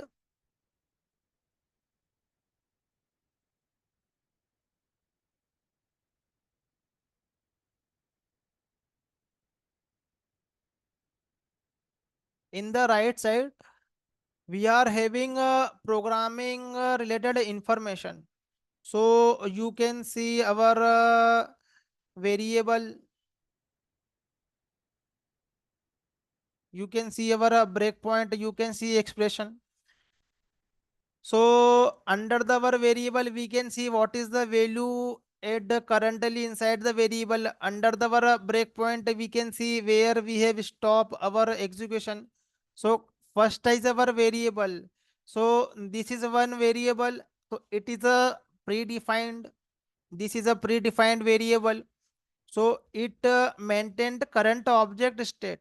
So at currently I have created a first information. So with the help of a constructor, our value will be initialized. So you can see, this is my this, under the this I am having address, number, employee name, and employee salary. First object, it is there. So my employee number will be allocated because this line is completed. My controller is stop in this line. That's why employee name is null. Watch this video many times. I will share you. You have to understand, because in the industry, if any issue comes, always we have to debug our program, and we have to identify where is this is coming. Is it is related to our data or some condition? So we have to debug like that. So our debugging skill should be very, very, very strong. So this thing comes under after the experience, but you have to be started now. So we have stop our program. So I will go in my next step. So you will see employee name will be allocated. Salary is a blank. When I will go in my next step, so salary will be allocated. So watch this line. So salary is not there currently. It is null. So I will execute. I will go my next line. So my salary is updated. That means value will be allocated. So whatever the things I have explained in the diagram, so it will be allocated. So we can see while debugging our program. So my information is created. Another information is address. So you will see the address. So I will go in my next line. So address will be allocated. So address is a one object. Address is a one different class. So we can open our address. So we can see our city name, and we can see our state. So under the this this is a information is created, and this is our local variable L. You can see L. It is our local variable. So this information we are just passing whenever we are creating the object. So this is our local variable. We can see we are passing this information. So this information is working locally. So under the our parenthesis, this is our parenthesis. So this is our parameter part. So whatever the things we are passing the parameter, so this parameter is working as a locally. So we are passing this information to our object level. We are passing this information to our object level. So this local information we are passing to the object. After execution of this constructor, my local variable will be destroyed, because local variable scope will be until our method is ended or constructor will be ended. So my execution will be ended. So this is my constructor is calling, execution will be ended. So this local variable will be destroyed. So just we see the quickly so that we can understand. So I will go my next step. So you will see my local variable will be destroyed. Only we are having our object related values.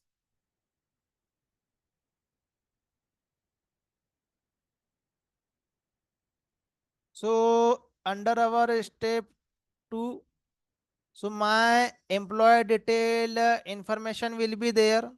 So under this object, we are having all the detail address. So my currently there is a no local variable, and this is my object detail, and it is a point by our employee detail local variable.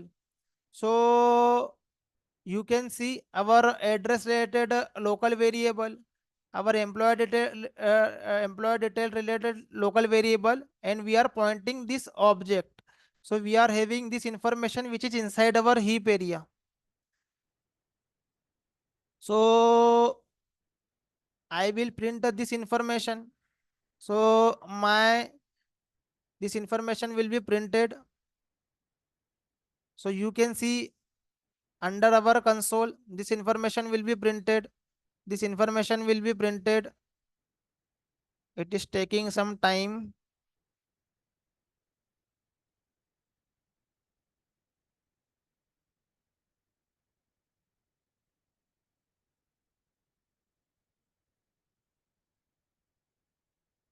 Yeah. So my first information will be printed. So whatever the things I have explained, so it is working for our first employee detail. Same thing we are executing for another employee detail. So you can see my constructor is calling. So my constructor is calling with the help of this syntax. We will debug a multiple program. It is not easy for understanding in the first program, so that you will get it. So my second object is created. So whenever my constructor will be called, so what I have done, I have put one breakpoint at my constructor level. This is my employee detail class. So at this point, my controller is stopped. So we can see what the memory is allocated and what is the value. So you can see this is our L, this is our local variable, this is our local variable, it is our local variable, and this is a one reference variable which is pointing our current object state. So what is our current object? Employee 2. So employee 2 is my current object. So this is pointing our current object. So in my current object information is there is some default information null null null zero employee number null. So I will execute my next line. So value will be allocated. So this employee number will be passed to our object level. I will execute my next line. So employee number will be created. So you can see in the yellow, I will execute my next line. Address will be allocated. Sorry, salary will be allocated. And I will execute next line. So address will be allocated. So you will see our address part. So this is my address part. So address will be allocated. City name and state name. So I will execute remaining program. So you will see my next information also printed. So I have put on some local information welcome and I have put on with some name. So our program is executing like that.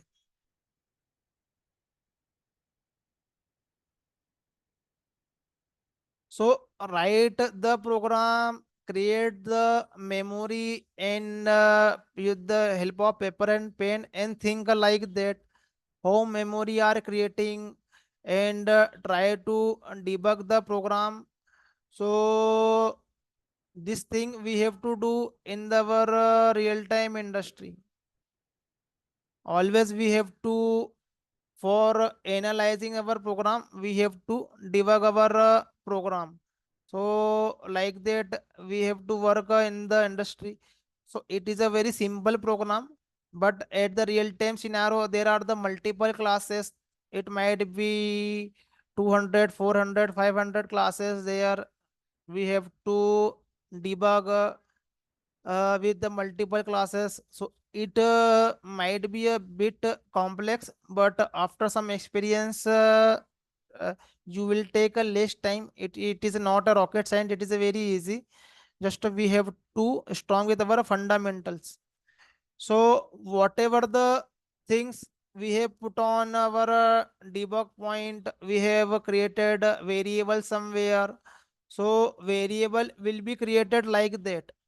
So somewhere our stack area will be created, somewhere our heap area will be created, somewhere our method area will be created, our memory will be allocated like that, and garbage collector will deallocate the memory, stack area will be deallocated quickly, and method area won't destroy until unless our JVM is shut down. So a method area related memory will sustain a long time until our JVM is up. Whenever JVM is down, our Java related process is down, then it will be destroyed. But our heap area related memory, so heap area related memory, we can uh, pass some configuration like our RAM area is 16 GB. My system RAM is 16 GB, but I want to put my heap area will be 4 GB. So whenever I will execute my Java program, I will execute my Java program.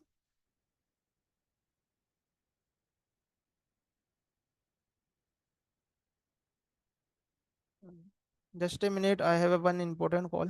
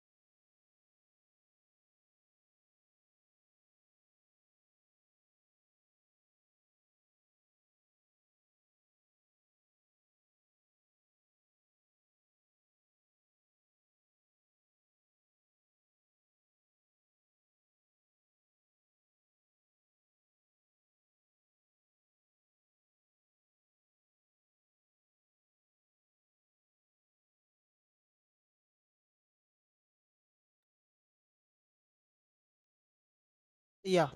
So we have to create the program like that. So we will define some instance variable, class variable, and our local variable. And we have to think like that. Our m- uh, memory will be created. Which area our memory will be created? It is a very easy. It is not difficult. After some program, you will get it. So our logical programming or our object oriented programming. So memory creation is a costly operation. So it is a bit tricky in our procedure oriented programming language. In our C language, C++ language. So there is a no JVM concept is there. So we have to maintain our memory. We have to create the memory. We have to destroy our memory. But in the Java, we are having JVM. So we always configure our JVM heap related memory area. So we have to configure. So if our system is having 16 GB RAM, and we can allocate our heap area for a particular application. So we can allocate at a 4 GB heap area, 8 GB heap area.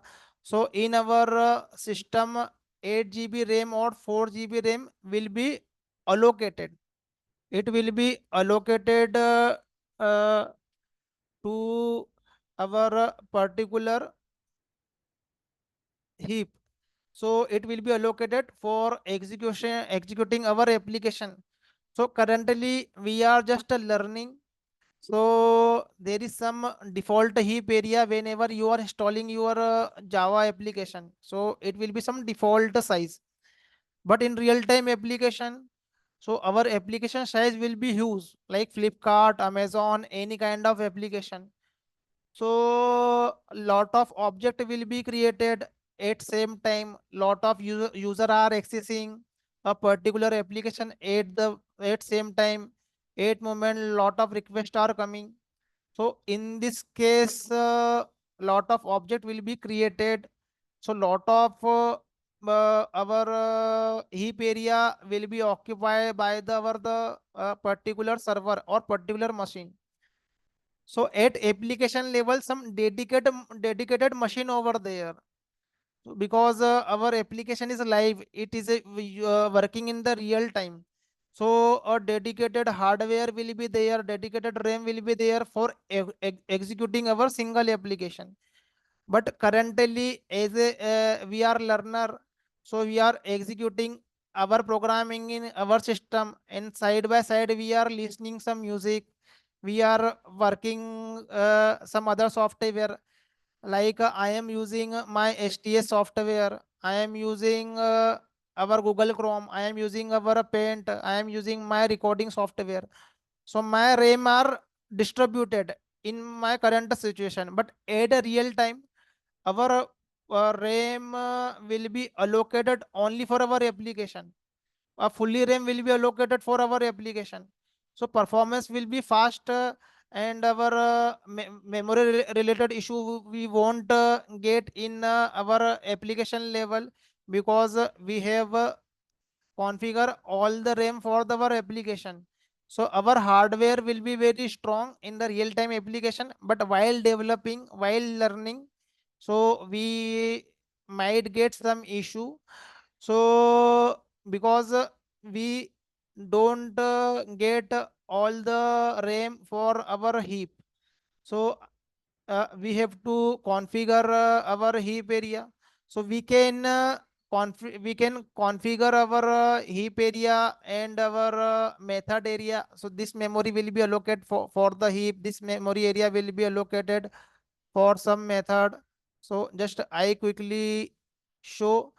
We can configure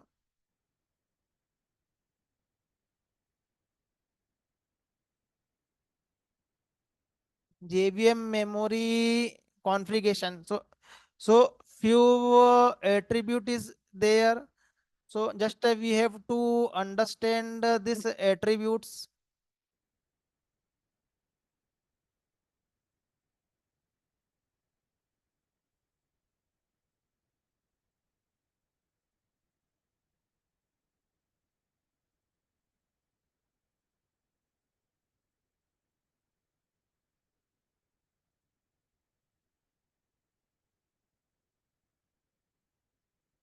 So it is a not a beginner level thing. It is our some team lead or architect level things, because it comes under our planning part. So how much memory will be allocated for the heap size or our method area.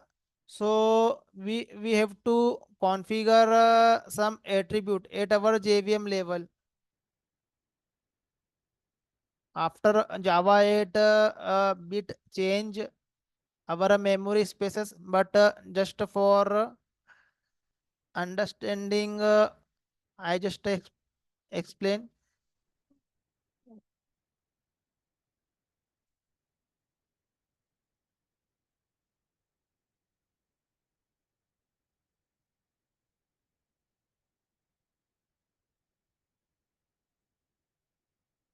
So there is some attribute our XMS or XMS. So there is some attribute. So inside this attribute, we have to configure our memory area. So like how much MB will be used for this particular area. So we can configure memory for our heap area, for our method area. So some minimum memory we can configure, some maximum memory we can configure. So we can configure.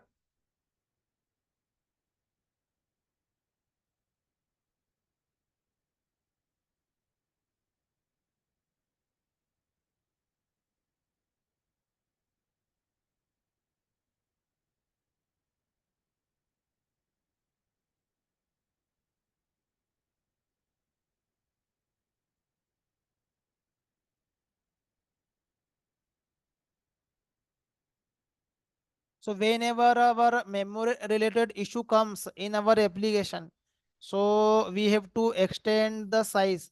Yes. So this is our some configuration. So this is our some heap size related configuration. It will be our minimum size whenever application is starting. So this our heap should be initialized whenever object are creating. So how much memory will be taking care maximum memory. So we don't have to occupy all the RAM, just up to 4 GB. I have limited it. So I will create the object up to the 4 GB. It will be created. After 4 GB we will having issue, because we cannot occupy all the RAMs, because in the our system multiple processing is going on. So at our Java application, there is some limitation. So we can put a particular limitation at our JVM level. So our memory will be behaving like that. So we can configure. There is no issue for that. So we can configure like that. So we have to understand our JVM and what is the scene behind our JVM. So our JDK, after JDK 8, a little bit changes will be there. So I will explain this thing whenever I will explain about our JVM architecture. What is our class loader? What is our memory area? What is our execution engine? So I will explain how we have to configure. But just keep your mind, we don't have to we cannot give all the memory to our heap area in our locally. When you are practicing, you are learning, so our heap size will be limited, because we have to use other processes as well, like our media player or some other software we have to execute in our machine. But in the real time, our application will be running over the server, so our machine will be dedicated for our application, because we don't have to play music player or some other software in our same machine. Some dedicated machine will be there for the dedicated task. So our application will work very smoothly in real time, because dedicated machine will be there. So while learning, we might get some memory related issue if memory is full, but real time dedicated machine will be there, RAM size will be very huge, our processor will be highly configured, our hardware will be highly configured, so our application will processing will be high. So likewise you have to think. So this thing I have explained. So day by day, I will write some program, I will debug some program, and I will write one some complex program. So once all the concept is completed, we will write a complex program as per the industry manner. But always you have to think like that. So whenever any programming is executing, you are executing, you have to debug in your mind what is the going on behind the scene. Memory will be allocated, in which area will be allocated, in which area will be allocated. When memory related issue comes, this question is going to ask the interview what kind of critical scenario you have faced in your application, what kind of issue you have faced. So because they want to evaluate you, you are a real time uh, developer or not, you have worked or not, you have worked any project or not. So always we get some out of memory related error, we can get out of memory related error.